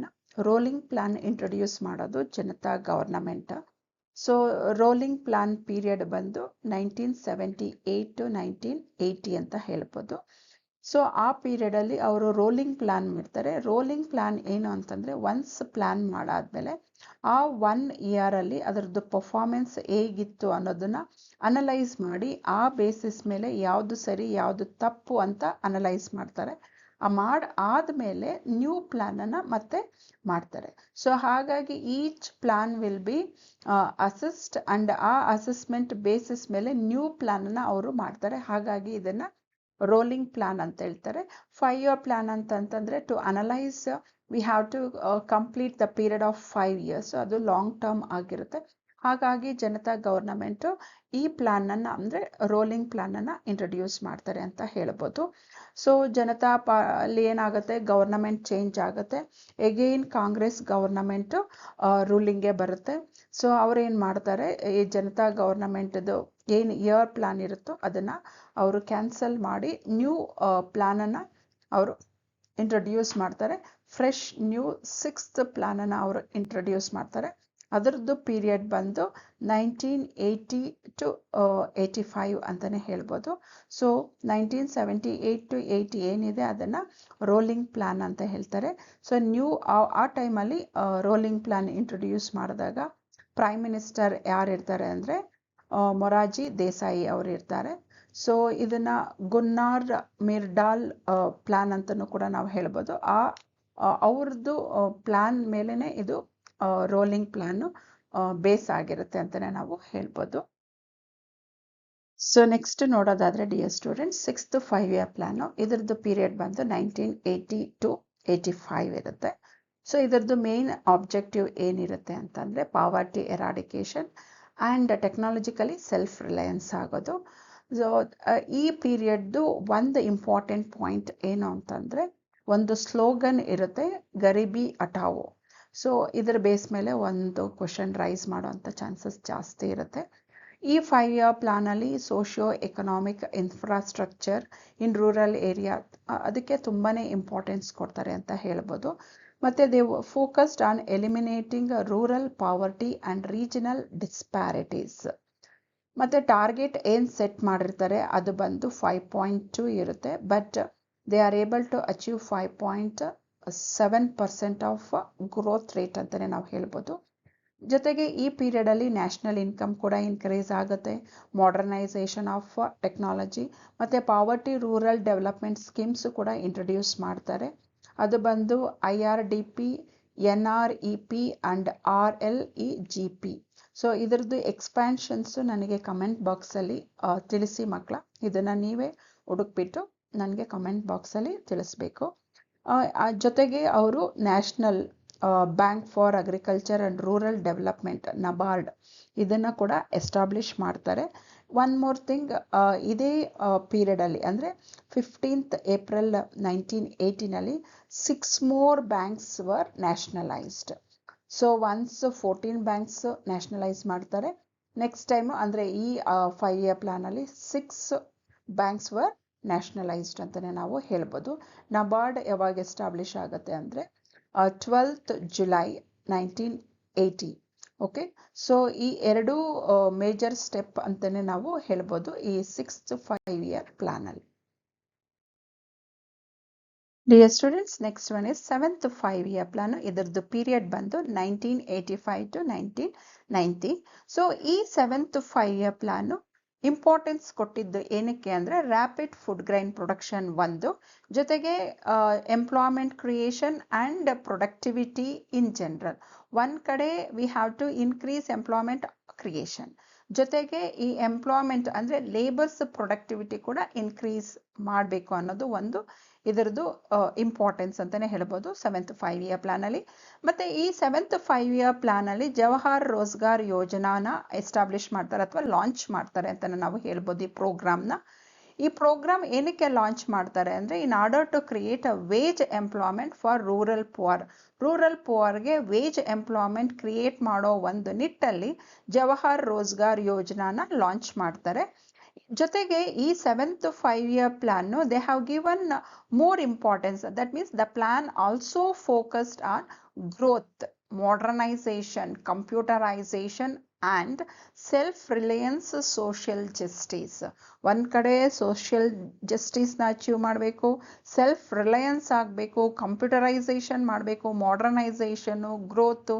There was a greater opposition from the opposition party for computerisation ಅಂತಾನೆ ಹೇಳ್ಬೋದು. ಯಾಕಂದ್ರೆ ಕಂಪ್ಯೂಟರೈಸ್ ಆಗ್ಬಿಟ್ರೆ, ಕಂಪ್ಯೂಟರ್ಸ್ ಬಂದ್ಬಿಟ್ರೆ ಲೇಬರ್ಸ್ಗೆ ಸಬ್ಸ್ಟಿಟ್ಯೂಟ್ ಆಗಿ ಅದು ವರ್ಕ್ ಮಾಡಲಿಕ್ಕೆ ಸ್ಟಾರ್ಟ್ ಮಾಡುತ್ತೆ. ಸೊ ಅನ್ಎಂಪ್ಲಾಯ್ಮೆಂಟ್ ಪ್ರಾಬ್ಲಮ್ ಜಾಸ್ತಿ ಆಗ್ಬೋದು ಅನ್ನೋ ಒಂದು ನಿಟ್ಟಲ್ಲಿ ಕಂಪ್ಯೂಟರೈಸೇಷನ್ಗೆ ಅಬ್ಜೆಕ್ಷನ್ ಇತ್ತು ಅಪೋಸಿಷನ್ ಪಾರ್ಟಿ ಅಂತ ನಾವು ಹೇಳ್ಬೋದು. ಸೊ ಇಲ್ಲಿ ಆಗ Manmohan Singh, doctor Manmohan Singh was the deputy chairman of planning commission. ಎಷ್ಟೊಂದು ಸಾರಿ ನಾವು ಫೈನಾನ್ಷಿಯಲ್ ಕ್ರೈಸಿಸ್ ಇದ್ದಾಗೆಲ್ಲನೂ ಡಾಕ್ಟರ್ ಮನಮೋಹನ್ ಸಿಂಗ್ ಅವರ ಸಜೆಷನ್ಸ್ ಇಂದನೇ ಇಂಡಿಯಾ ಆ ಕ್ರೈಸಿಸ್ ಇಂದ ಹೊರಬರೋದಕ್ಕೆ ಸಾಧ್ಯ ಆಯಿತು ಅಂತ ಕೂಡ ನಾವು ಹೇಳ್ಬೋದು. ಈ 7th 5-year ಪ್ಲಾನ್ ಅಲ್ಲಿ ಟಾರ್ಗೆಟ್ ಸೆಟ್ ಮಾಡಿದ್ದು 5.0%, ಬಟ್ ನಾವು ಅಚೀವ್ ಮಾಡಿದ್ದು ಎಷ್ಟಿದೆ ಅಂತಂದ್ರೆ 6%. So we can say 7th 5-year plan successful ಆಗಿ ಇಂಪ್ಲಿಮೆಂಟ್ ಮಾಡಿದ್ದಾರೆ ಅಂತ ನಾವು ಹೇಳ್ಬೋದು. So next 8th 5-year plan they could not place, ಯಾಕಂದ್ರೆ ಆಗ ಪೊಲಿಟಿಕಲ್ ಸಿಚುವೇಶನ್ಸ್ ಆಗಿತ್ತು. ಹಾಗಾಗಿ 2 annual ಪ್ಲಾನ್ಸ್ನ ಅವರು ಫ್ರೇಮ್ ಮಾಡ್ತಾರೆ ಅಂತಾನೆ ನಾವು ಹೇಳ್ಬೋದು. ಸೊ ಆನ್ಯುವಲ್ ಪ್ಲಾನ್ಸ್ ಬಂದು 1990, 91 ಮತ್ತೆ 91, 92 ಅಂತಾನೆ ನಾವು ಹೇಳ್ಬೋದು. ಸೊ ಇಲ್ಲಿ 2 consecutive annual plans ಫಾರ್ಮ್ ಮಾಡ್ತಾರೆ within the frame of approach to the 8th 5-year plans ಅಂತಾನೆ ನಾವು ಹೇಳ್ಬೋದು. ಸೊ ಇಲ್ಲಿ ತುಂಬಾನೇ ಇಂಪಾರ್ಟೆನ್ಸ್ ಏನಕ್ಕೆ ಕೊಡ್ತಾರೆ ಅಂತಂದ್ರೆ ಮ್ಯಾಕ್ಸಿಮೈಸೇಷನ್ ಆಫ್ ಎಂಪ್ಲಾಯ್ಮೆಂಟ್, ಅಂದ್ರೆ ಎಂಪ್ಲಾಯ್ಮೆಂಟ್ ಆಪರ್ಚುನಿಟೀಸ್ನ ಕ್ರಿಯೇಟ್ ಮಾಡೋದು, ಒಂದು ಸೋಷಿಯಲ್ ಟ್ರಾನ್ಸ್ಫಾರ್ಮೇಷನ್ ಮಾಡಬೇಕಾಗಿರೋಂಥದ್ದು ಇರುತ್ತೆ. ಇಲ್ಲಿ ಎಕ್ಸೆಸಿವ್ ಎಕ್ಸ್ಟರ್ನಲ್ ಬಾರೋಯಿಂಗ್ ಮತ್ತೆ it was sufficient to finance 2 weeks of imports. ನಮ್ದು ಎಕ್ಸ್ಟರ್ನಲ್ ಬಾರೋಯಿಂಗ್ ತುಂಬಾನೇ ಜಾಸ್ತಿ ಆಗ್ಬಿಟ್ಟಿರುತ್ತೆ. ಮತ್ತೆ ನಮ್ಮ ಹತ್ರ ಇರುವಂತ ಫಾರಿನ್ ಎಕ್ಸ್ಚೇಂಜ್ ರಿಸರ್ವ್ ಏನಿತ್ತು ಅದು 2 weeks ಇಂಪೋರ್ಟ್ಸ್ ಬಿಲ್ ಕಟ್ಟಲಿಕ್ಕೆ ಆಗಷ್ಟು ಮಾತ್ರನೇ ನಮ್ಮ ಹತ್ರ ಫಾರಿನ್ ಎಕ್ಸ್ಚೇಂಜ್ ರಿಸರ್ವ್ಸ್ ಇತ್ತು ಅಂತಾನೆ ನಾವು ಹೇಳ್ಬೋದು. ಆ ಟೈಮಲ್ಲಿ ಫೈನಾನ್ಷಿಯಲ್ ಕ್ರೈಸಿಸ್ ಇರುತ್ತೆ. Foreign exchange reserves var left just $1 billion ಇನ್ January 1991 ಅಂತಾನೆ ನಾವು ಹೇಳ್ಬೋದು. ಜೊತೆಗೆ ಈ ಗೋಲ್ಡ್ ಏನಿತ್ತು ಅದು ಗೋಲ್ಡ್ ರಿಸರ್ವ್ಸ್ನ IMF ಹತ್ರ ರಿಸರ್ವ್ ಆಗಿ ಇಟ್ಟಿರ್ತಾರೆ ಅಂತಾನೆ ನಾವು ಹೇಳ್ಬೋದು ಇಂಡಿಯನ್ ಎಕಾನಮಿ. ಜೊತೆಗೆ ನೀವು ನೋಡಿದ್ದೆ ಆದ್ರೆ ಈ ಆನ್ಯುವಲ್ ಪ್ಲಾನ್ಸ್ ಏನಿದೆ, ಸೊ ಆ ಟೈಮಲ್ಲಿ ನ್ಯೂ ಎಕನಾಮಿಕ್ ಪಾಲಿಸೀಸ್ನ ನಾವು ಅಡಾಪ್ಟ್ ಮಾಡ್ಕೊತೀವಿ, ದಟ್ ಈಸ್ 1991. ಸೊ ಈ ನ್ಯೂ ಎಕನಾಮಿಕ್ ಪಾಲಿಸಿದು ಸ್ಲೋಗನ್ ಏನಂತಂದ್ರೆ ಲಿಬರಲೈಸೇಷನ್, ಪ್ರೈವೇಟೈಸೇಷನ್, ಗ್ಲೋಬಲೈಸೇಷನ್. ಅದು ಶಾರ್ಟ್ ಆಗಿ ನಾವು LPG ಅಂತ ಹೇಳ್ತೀವಿ. ಏನಿದೆ? Liberalisation, privatisation and globalisation. So dear students, next 8th 5-year plan, ಅದರದ್ದು ಪೀರಿಯಡ್ ಬಂದು 1992 to 1997 ಅಂತಾನೆ ನಾವು ಹೇಳ್ಬೋದು. ಇಲ್ಲಿ ಟಾಪ್ ಪ್ರಯಾರಿಟಿ ಏನೇನಕ್ಕೆ ಕೊಡ್ತಾರೆ ಅಂತಂದ್ರೆ ಡೆವಲಪ್ಮೆಂಟ್ ಆಫ್ ಹ್ಯೂಮನ್ ರಿಸೋರ್ಸ್, ಅದರಲ್ಲೂ ಎಂಪ್ಲಾಯ್ಮೆಂಟ್ ಆಪರ್ಚುನಿಟಿ ಕ್ರಿಯೇಟ್ ಮಾಡೋದು, ಎಜುಕೇಶನ್ ಮತ್ತೆ ಪಬ್ಲಿಕ್ ಹೆಲ್ತ್ಗೆ ತುಂಬಾನೇ ಇಂಪಾರ್ಟೆನ್ಸ್ ಕೊಡ್ತಾರೆ ಅಂತ ನಾವು ಹೇಳ್ಬೋದು ಈ 8th 5-year ಪ್ಲಾನ್ ಅಲ್ಲಿ. ಜೊತೆಗೆ ಈ ಡ್ಯೂರಿಂಗ್ 8th 5-year ಪ್ಲಾನ್ ಅಲ್ಲಿ new economic policy of India was introduced ಅಲ್ವಾ. ಸೊ ಇದು 8th 5-year ಪ್ಲಾನ್ ಯಾವಾಗ ಲಾಂಚ್ ಆಯಿತು ಅಂದ್ರೆ 1992 to 1997, okay, with a new economic environment ಅಂತಾನೆ ನಾವು ಹೇಳ್ಬೋದು. ಇಲ್ಲಿ ಮೋರ್ ಇಂಪಾರ್ಟೆನ್ಸ್ ಏನಕ್ಕೆ ಕೊಡ್ತಾರೆ ಅಂದ್ರೆ ಪ್ರೈವೇಟ್ ಸೆಕ್ಟರ್ಗೆ, ಯಾಕಂದ್ರೆ ಪ್ರೈವೇಟೈಸೇಷನ್ LPG ನೀವು ನೋಡಿದ್ರಿ. ಸೊ ಇಲ್ಲಿ ಪ್ರೈವೇಟೈಸೇಷನ್ಗೆ ಅಂದ್ರೆ ಪ್ರೈವೇಟ್ ಸೆಕ್ಟರ್ಗೆ ಅಥವಾ ಪ್ರೈವೇಟ್ ಪೀಪಲ್ ಪಾರ್ಟಿಸಿಪೇಷನ್ಗೆ ತುಂಬಾ ಒತ್ತು ಕೊಡ್ತಾರೆ ಅಂತಾನೆ ನಾವು ಹೇಳ್ಬೋದು. ಇಲ್ಲಿ ಇನ್ನೊಂದು ಪ್ರೋಗ್ರಾಮ್ ಲಾಂಚ್ ಮಾಡ್ತಾರೆ, ಪ್ರಧಾನ Mantri Rozgar Yojana, okay, in order to generate employment opportunities. Next ನೀವು ನೋಡೋದಾದ್ರೆ ಏನ್ ಇದರದ್ದು ಆಬ್ಜೆಕ್ಟಿವ್ ಅಂದ್ರೆ growth with social and equality, improving the quality of life. ಇಷ್ಟು ತನಕ ಫುಡ್ ಎಲ್ರಿಗೂ ಸಿಗಬೇಕು, ಬೇಸಿಕ್ ಫೆಸಿಲಿಟೀಸ್ ಸಿಗಬೇಕು ಅಂತ ಯೋಚನೆ ಮಾಡ್ತಾ ಇರ್ತಾರೆ. ನೆಕ್ಸ್ಟ್ 8th 5-year ಪ್ಲಾನ್ ಅಲ್ಲಿ ದ ಕ್ವಾಲಿಟಿ ಆಫ್ ಲೈಫ್ ಕೂಡ ಇಂಪ್ರೂವ್ ಆಗಬೇಕು ಅಂತ ಯೋಚನೆ ಮಾಡ್ತಾರೆ ಅಥವಾ ಥಿಂಕ್ ಮಾಡ್ತಾರೆ, ಅಥವಾ ಅದು ಒಂದು ಆಬ್ಜೆಕ್ಟಿವ್ ಆಯಿತು ಅಂತಾನೆ ನಾವು ಹೇಳ್ಬೋದು. Generation of productive employment, just employment ಕೊಡಬೇಕು ಅಂತಲ್ಲ, ಅದು ಪ್ರೊಡಕ್ಟಿವ್ ಎಂಪ್ಲಾಯ್ಮೆಂಟ್ ಕೊಡೋ ಅಂತ ನಿಟ್ಟಲ್ಲಿ ಈ 8th 5-year ಪ್ಲಾನ್ ಅನ್ನ ಡಿಸೈನ್ ಮಾಡ್ತಾರೆ ಅಂತಾನೆ ನಾವು ಹೇಳ್ಬೋದು. ಇದರದ್ದು ಟಾರ್ಗೆಟ್ ಇದ್ದಿದ್ದು ಗ್ರೋತ್ ರೇಟ್ ಬಂದು 5.6%. ಬಟ್ ಅಚೀವ್ ಮಾಡಿದ್ದು 6.8%. ಸೊ ಹಾಗಾಗಿ ಇದು ಸಕ್ಸಸ್ಫುಲ್ ಅಂತಲೇ ನಾವು ಹೇಳ್ಬೋದು. ಸೊ 9th 5-year ಪ್ಲಾನ್ ಅದರದ್ದು ಪೀರಿಯಡ್ ಬಂದು 1997 to 2002 ಅಂತಲೇ ನಾವು ಹೇಳ್ಬೋದು. ಸೊ ಈ ಪ್ಲಾನಲ್ಲಿ ಅವರದ್ದು ಫೋಕಸ್ ಏನಿರುತ್ತೆ, ಮೇನ್ ಫೋಕಸ್ ಬಂದು growth with justice and equity ಅಂತ ಹೇಳ್ಬೋದು. ಇಲ್ಲಿ ಪ್ರಯಾರಿಟಿ ಏನಕ್ಕೆ ಕೊಟ್ಟಿರ್ತಾರೆ ಅಂದರೆ agriculture and rural development with a view to generating adequate productivity in employment ಮತ್ತು ಪಾವರ್ಟಿ ಎರಾಡಿಕೇಶನ್ ಅಂತಲೇ ನಾವು ಹೇಳ್ಬೋದು. So ensuring food and nutritional security for all, food ಜೊತೆಗೆ ಅದು ನ್ಯೂಟ್ರಿಷನಸ್ ಅಥವಾ ನ್ಯೂಟ್ರಿಷಿಯಸ್ ಫುಡ್ ಎಲ್ರಿಗೂ ಸಿಗೋ ರೀತಿನಲ್ಲಿ ಒಂದು ಸೆಕ್ಯೂರಿಟಿ ಕೊಡಬೇಕು ಅನ್ನೋ ಒಂದು ನಿಟ್ಟಲ್ಲಿ ಈ 9th 5-year ಪ್ಲಾನ್ ಮಾಡುತ್ತೆ ಅಂತಲೇ ನಾವು ಹೇಳ್ಬೋದು. ಇಲ್ಲಿ 7 ಮಿನಿಮಮ್ ಸರ್ವಿಸ್ಗೆ ಇಂಪಾರ್ಟೆನ್ಸ್ ಕೊಡ್ತಾರೆ, including safe drinking water, primary health service, universalisation of primary education, nutritional support to children ಅಂತಲೇ ನಾವು ಹೇಳ್ಬೋದು. ಸೊ ಇಲ್ಲಿ ಅವರು ಈ ಪ್ಲಾನ್ ಏನಿದೆ ಅದು ಫೇಲ್ ಆಯಿತು ಅಂತಲೇ ನಾವು ಹೇಳ್ಬೋದು. ಯಾಕಂದರೆ ಟಾರ್ಗೆಟ್ ಸೆಟ್ ಮಾಡಿದ್ದು ಬಂದು 7%, ಬಟ್ ಇಂಡಿಯಾ ಗ್ರೋತ್ ರೇಟ್ ಏನು ರೀಚ್ ಆಯಿತು ಅದು ಬಂದು 5.6% ಅಂತಲೇ ನಾವು ಹೇಳ್ಬೋದು. So next 10th 5-year plan ನೀವು ನೋಡಿದ್ದೆ ಆದರೆ ಇಲ್ಲಿ they wanted to double per capita income of India in next 10 years. Next 10 yearsಲ್ಲಿ ಪರ್ ಕ್ಯಾಪಿಟಾ ಇನ್ಕಮ್ ನಮಗೇನು ಸಿಗ್ತಾ ಇತ್ತು ಅದು ಡಬಲ್ ಆಗಬೇಕು ಅನ್ನೋದು ಒಂದು ಅವ್ರದ್ದು ಏಮ್ ಇರುತ್ತೆ. ನೆಕ್ಸ್ಟ್ ಏನು ಅಂತಂದರೆ the 5-year plan aims to achieve 8% average GDP growth rate for the period 2000 to 2007 ಅಂತಲೇ ನಾವು ಹೇಳ್ಬೋದು. They wanted to reduce the gap between the gender gaps ಏನಿರುತ್ತೆ ಅದು ಲಿಟ್ರಸಿ ಇರ್ಬೋದು, ವೇಜ್ ರೇಟ್ ಇರ್ಬೋದು ಬೈ 50% ಅಂತ ಹೇಳ್ತಿದ್ದಾರೆ. So that is nothing but ಮೇಲು ಫಿಮೇಲ್ ಅಂತ ತಗೊಂಡಾಗ ಮೇಲ್ಗೆ ಲಿಟ್ರಸಿ ಹೇಗೆ ಸಿಗ್ತಾ ಇತ್ತು ಮತ್ತು ವೇಜಸ್ ಏನು ಸಿಗ್ತಾ ಇತ್ತು ಕಂಪೇರ್ಡ್ ಟು ಫಿಮೇಲ್ ಅಂತ ನೋಡಿದಾಗ ಗ್ಯಾಪ್ ತುಂಬಾ ಇರ್ತಾ ಇತ್ತು. ಸೊ ಅದನ್ನು ರೆಡ್ಯೂಸ್ ಮಾಡಬೇಕು ಅನ್ನೋದು ಕೂಡ ಒಂದು ಮೇನ್ ಇಂಟೆನ್ಷನ್ ಆಗಿರುತ್ತೆ ಈ 5-year ಪ್ಲಾನ್ ಅಂತಲೇ ನಾವು ಹೇಳ್ಬೋದು.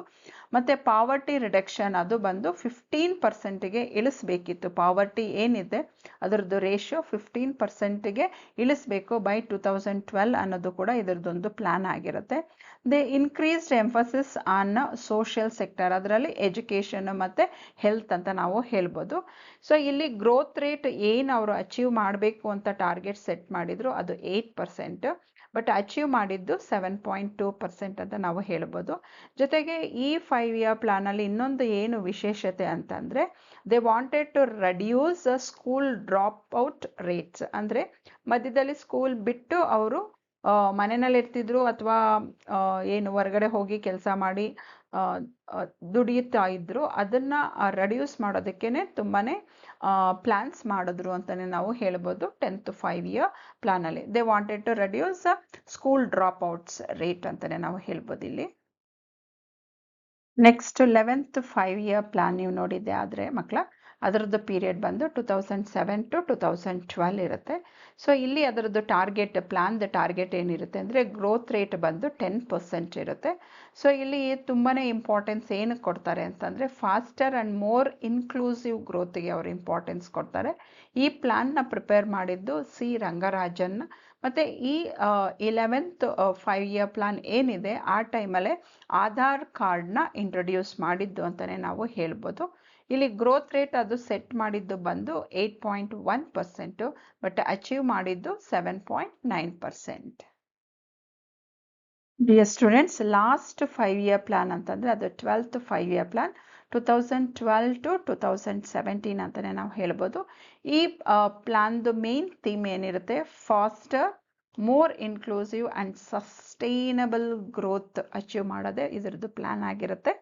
They wanted to provide electricity to all villages ಮತ್ತು connecting villages with all weather roads. ಏನಾಗುತ್ತೆ ಇಂಡಿಯಾದಲ್ಲಿ ಕೆಲವೊಂದು ಏರಿಯಾಗಳಲ್ಲಿ ಏನಾಗಿರುತ್ತೆ ರೋಡ್ಸ್ನ ಎಲ್ಲ ವೆದರಲ್ಲೂ ನೀವು ಯೂಸ್ ಮಾಡಲಿಕ್ಕೆ ಆಗ್ತಾ ಇರೋದಿಲ್ಲ. ಸಮ್ಮರಲ್ಲಿ ಯೂಸ್ ಮಾಡ್ಬೋದು, ಬಟ್ ರೈನಿ ಸೀಸನಲ್ಲಿ ಯೂಸ್ ಮಾಡಲಿಕ್ಕೆ ಆಗ್ತಾ ಇರೋದಿಲ್ಲ. ಸೊ ಹಾಗಾಗಿ ಈ 12th 5-year ಪ್ಲಾನಲ್ಲಿ ಅದಕ್ಕೂ ಇಂಪಾರ್ಟೆನ್ಸ್ ಕೊಟ್ಟರು ಅಂತಲೇ ನಾವು ಹೇಳ್ಬೋದು. ಮತ್ತು banking services to 90% of Indian households banking service 90% ತನಕ ಇನ್ಕ್ರೀಸ್ ಮಾಡಬೇಕು ಅನ್ನೋದು ಒಂದು ಚಿಂತೆ ಅಂದರೆ ಪ್ಲ್ಯಾನ್ ಇರುತ್ತೆ ಈ 12th 5-year ಪ್ಲಾನಲ್ಲಿ ಅಂತ ನಾವು ಹೇಳ್ಬೋದು. ಗ್ರೋತ್ ರೇಟ್ ಅವರು ಸೆಟ್ ಮಾಡಿದ್ದು ಟಾರ್ಗೆಟ್ ಬಂದು 8% ಇರುತ್ತೆ. ಮತ್ತು ತುಂಬಾ ಇಂಪಾರ್ಟೆಂಟ್ 12th 5-year ಪ್ಲಾನ್ ಏನು ಅಂತಂತಂದರೆ ಸ್ವಚ್ಛ ಭಾರತ್ ಅಭಿಯಾನ್. ಇದರಲ್ಲಿ ತುಂಬಾ ಜನ ಇನ್ವಾಲ್ವ್ ಆಗ್ತಾರೆ, ಕಾಮನ್ ಪೀಪಲ್ ಇನ್ವಾಲ್ವ್ ಆಗ್ತಾರೆ. ಸ್ವಚ್ಛ ಭಾರತ್ ಅಭಿಯಾನ ಏನಾಗುತ್ತೆ ಸಕ್ಸಸ್ ಆಗುತ್ತೆ ಅಂತಲೇ ನಾವು ಹೇಳ್ಬೋದು. Dear students, after abolishing National Planning Commission, they established Niti Aayog, and the expansion for Niti Aayog ಏನಿದೆ ಅಂದರೆ National Institution for Transforming India. This you have to keep it in your mind clearly, okay? This Niti Aayog is also known as think tank, and it was established in 1st January 2015 ಅಂತಲೇ ನಾವು ಹೇಳ್ಬೋದು. ಇವ್ರದ್ದು approach ಹೇಗಿರುತ್ತೆ ಅಂತಂದರೆ bottom ಲೆವೆಲಿಂದನೇ they will find out problems and they sort out the problems ಅಂತಲೇ ನಾವು ಹೇಳ್ಬೋದು. ಸೊ ಅದಕ್ಕೆ ಇದನ್ನು ಬಾಟಮ್ ಆಫ್ ಅಪ್ರೋಚ್ ಮೂಲಕ ಅವರು ಪ್ಲ್ಯಾನ್ ಮಾಡ್ತಾರೆ ಅಂತಲೇ ನಾವು ಹೇಳ್ಬೋದು. ಇಲ್ಲಿ ಟೀಮ್ ಇಂಡಿಯಾ ಹಬ್ ಏನಿದೆ acts as a interface between central and state ಅಂತಲೇ ಹೇಳ್ಬೋದು. ನಾಲೆಡ್ಜ್ ಆ್ಯಂಡ್ ಇನೋವೇಷನ್ ಹಬ್ ಏನಿದೆ ಅದು that will build a think tank of planning, that is ನೀತಿ ಆಯೋಗ್ ಅಂತಲೇ ನಾವು ಹೇಳ್ಬೋದು. 3-year ಆ್ಯಕ್ಷನ್ ಅಜೆಂಡಾ ಇರುತ್ತೆ ಅವ್ರ ಹತ್ರ. ಜೊತೆಗೆ 7 years medium term strategy papers ಕೂಡ ಇರ್ತಾರೆ. So usually they will plan are the vision document will be for 15 years ಅಂತಲೇ ನಾವು ಇಲ್ಲಿ ಹೇಳ್ಬೋದು. ಡಿಯರ್ ಸ್ಟೂಡೆಂಟ್ಸ್, ಇಲ್ಲಿ structure of Niti Aayog ನೋಡಿದಾದ್ರೆ chairperson ಅಂತ ಇರ್ತಾರೆ, ಅವರು ಬಂದು ಪ್ರೈಮ್ ಮಿನಿಸ್ಟರ್ ಆಫ್ ಇಂಡಿಯಾ. ಆ ಟೈಮಲ್ಲಿ ಯಾರು ಇರ್ತಾರೋ ಅವರು ಚೇರ್ಪರ್ಸನ್ ಆಗಿ ವರ್ಕ್ ಮಾಡ್ತಾ ಇರ್ತಾರೆ ಅಂತಲೇ ಹೇಳ್ಬೋದು. ಇದ್ರ ಮೇಲೆ ಒಂದು ಕ್ವಶನ್ ರೈಸ್ ಮಾಡೋಂಥ ಚಾನ್ಸಸ್ ಇರುತ್ತೆ. ಗವರ್ನಿಂಗ್ ಕೌನ್ಸಿಲ್ ಯಾರ್ಯಾರು ಇರ್ತಾರೆ ಅಂತಂದರೆ chief minister of all the states, governors of union territory. Okay, vice chairperson ಯಾರು ಇರ್ತಾರೋ ಅವ್ರನ್ನ ಯಾರು ಅಪಾಯಿಂಟ್ ಮಾಡ್ತಾರೆ ಅಂದರೆ ಪ್ರೈಮ್ ಮಿನಿಸ್ಟರ್ ಅಪಾಯಿಂಟ್ ಮಾಡ್ತಾರೆ. First vice chairman of Niti Aayog ಅಂತಂದರೆ ಅದು ಬಂದು ಅರವಿಂದ್ ಪನಗರಿಯಾ. ಇವರು ಬಂದು ಪ್ರೊಫೆಸರ್ ಆಫ್ ಎಕನಾಮಿಕ್ಸ್. ಇವರು ಸರ್ವ್ ಮಾಡಿರೋ ಪೀರಿಯಡ್ ಬಂದು January 2015 ಟು August 2014 ಅಂತಲೇ ನಾವು ಹೇಳ್ಬೋದು. ಇವರು ಎಲ್ಲರೂ work as a full time. Okay, part time members ಯಾರಿರ್ತಾರೋ ಮ್ಯಾಕ್ಸಿಮಮ್ ಆಫ್ 2 ಫ್ರಮ್ ಲೀಡಿಂಗ್ ಯೂನಿವರ್ಸಿಟಿಯಿಂದ ಇರ್ಬೋದು ಆ 2 members, research organisation and other relevant institutions in an ex officio capacity. ಇಲ್ಲಿ ನೋಡಿ, prime minister will also work as a ex officio official. Okay, ಇಲ್ಲಿ ನೋಡಿ ex officio members ಇರ್ತಾರಲ್ಲ ಅವರು maximum of 4 members of union council of ministers to be nominated by prime minister. ಇಲ್ಲಿ ex officio members ಆಗಿ choose ಮಾಡ್ತಾರೆ. ಅದು ಬಂದು maximum 4 members-ನ. ಅದು ಬಂದು ಯೂನಿಯನ್ ಕ್ಯಾಬಿನೆಟ್ ಮಿನಿಸ್ಟರ್ಸ್ ಇರ್ತಾರಲ್ಲ, ಯೂನಿಯನ್ ಕೌನ್ಸಿಲ್ ಆಫ್ ಮಿನಿಸ್ಟರ್ಸ್, ಅಲ್ಲಿಂದ ಯಾರು ಅಪಾಯಿಂಟ್ ಅಂದರೆ ನಾಮಿನೇಟ್ ಮಾಡ್ತಾರೆ ಅಂದರೆ ಪ್ರೈಮ್ ಮಿನಿಸ್ಟರ್ ನಾಮಿನೇಟ್ ಮಾಡ್ತಾರೆ. ಚೀಫ್ ಎಕ್ಸಿಕ್ಯೂಟಿವ್ ಆಫೀಸರ್ಸ್ ಇದನ್ನು ಕೂಡ ಪ್ರೈಮ್ ಮಿನಿಸ್ಟರೇ ಅಪಾಯಿಂಟ್ ಮಾಡ್ತಾರೆ. ಅದು ಫಿಕ್ಸೆಡ್ ಟೆನ್ಯೂರ್ ಇರುತ್ತೆ and they will work as at the rank of secretary to the government of India.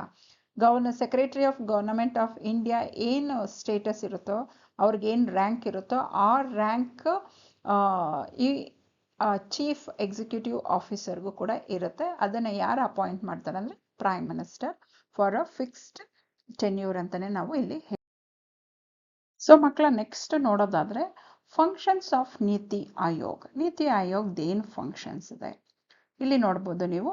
Cooperative and competitive federalism. So ಈ ಫಂಕ್ಷನ್ ಏನು ಮಾಡುತ್ತೆ ಅಂದರೆ to enable the state to have active participation in formulation of national policy. So ಇಲ್ಲಿ states ಕೂಡ participate ಮಾಡ್ತಾರೆ in order to build nation ಅಂತಲೇ ನಾವು ಹೇಳ್ಬೋದು. ಸೊ ನ್ಯಾಷನಲ್ ಪಾಲಿಸಿ ಪ್ರೋಗ್ರಾಮ್ಸ್ ಏನಿರುತ್ತೋ ಅಲ್ಲಿ ಅವರು ಕೂಡ ಆಕ್ಟಿವ್ ಆಗಿ ಪಾರ್ಟಿಸಿಪೇಟ್ ಮಾಡ್ತಾರೆ ಅಂತ ನಾವು ಹೇಳ್ಬೋದು. ಡಿಸೆಂಟ್ರಲೈಸ್ಡ್ ಪ್ಲಾನಿಂಗ್ ಅಂತಲೇ ಹೇಳ್ಬೋದು. ಇಲ್ಲಿ restructure the planning process into a bottom up level, bottom up model, bottom up ಲೆವೆಲಿಂದನೇ ಅವರು ಪ್ಲಾನ್ ಮಾಡ್ತಾರೆ. ಸೊ ಹಾಗಾಗಿ ಪ್ಲಾನ್ಸ್ ಸೆಂಟ್ರಲೈಸ್ ಆಗಲ್ಲ, ಡಿಸೆಂಟ್ರಲೈಸ್ಡ್ ಪ್ಲಾನಿಂಗ್ ಇರುತ್ತೆ ಅಂತಲೇ ನಾವು ಇಲ್ಲಿ ಹೇಳ್ಬೋದು. ವಿಷನ್ ಆ್ಯಂಡ್ ಸಿನಾರಿಯೋ ಪ್ಲಾನಿಂಗ್, ಇಲ್ಲಿ ನೋಡಿ ಈ ಪ್ಲಾನಲ್ಲಿ ನೀತಿ ಆಯೋಗ್ ಏನು ಪ್ಲಾನ್ ಮಾಡುತ್ತೋ ಅದು ಮೀಡಿಯಮ್ಮು ಮತ್ತು long term strategic framework ಮಾಡ್ತಾರೆ in order to build nation ಅಂತಲೇ ಹೇಳ್ಬೋದು. ಸೊ ಇಂಡಿಯಾಸ್ ಫ್ಯೂಚರ್ಗೋಸ್ಕರ ಅವರು ಮೀಡಿಯಂ ಮತ್ತು ಲಾಂಗ್ ಟರ್ಮ್ ಸ್ಟ್ರಾಟಜಿಕ್ ಫ್ರೇಮ್ವರ್ಕ್ಸ್ನ ರೆಡಿ ಮಾಡ್ತಾರೆ ಅಂತ ಹೇಳ್ಬೋದು. ಇಂಟರ್ನಲ್ ಕನ್ಸಲ್ಟೆನ್ಸಿ ಅಂತಂದರೆ ಇಲ್ಲಿ ಸ್ಟೇಟು ಮತ್ತು ಸೆಂಟ್ರಲ್ ಗವರ್ನಮೆಂಟ್ ಪಾಲಿಸಿ ಪ್ರೋಗ್ರಾಮ್ಸ್ ಏನಿರುತ್ತೋ ಅದಕ್ಕೆ ಅವರು ಕನ್ಸಲ್ಟೆಂಟ್ ಆಗಿ ಕೂಡ ವರ್ಕ್ ಮಾಡ್ತಾರೆ. ಯಾರು? ನೀತಿ ಆಯೋಗ್ ಅಂತಲೇ ನಾನು ಹೇಳ್ಬೋದು. ಮತ್ತು ಮಾನಿಟರಿಂಗ್ ಆ್ಯಂಡ್ ಇವ್ಯಾಲ್ಯುವೇಷನ್, ಸೊ ಯಾವ ಪಾಲಿಸಿ ಪ್ರೋಗ್ರಾಮ್ಸ್ ಇರುತ್ತೋ ಅದು ಪ್ರಾಪರಾಗಿ ಇಂಪ್ಲಿಮೆಂಟ್ ಆಗಿದೆಯಾ ಮತ್ತು ಅದರದ್ದು ಇಂಪ್ಯಾಕ್ಟ್ ಏನು ಅನ್ನೋದು ಯಾರು ಸ್ಟಡಿ ಮಾಡ್ತಾರೆ, ಅನಲೈಸ್ ಮಾಡ್ತಾರೆ ಅಂದರೆ ನೀತಿ ಆಯೋಗ್. ಅದು ಕೂಡ ನೀತಿ ಆಯೋಗದ ಒಂದು ಫಂಕ್ಷನ್ ಅಂತಲೇ ನಾವು ಇಲ್ಲಿ ಹೇಳ್ಬೋದು. Dear students, if you like, please like, share and subscribe to my channel. Thank you so much.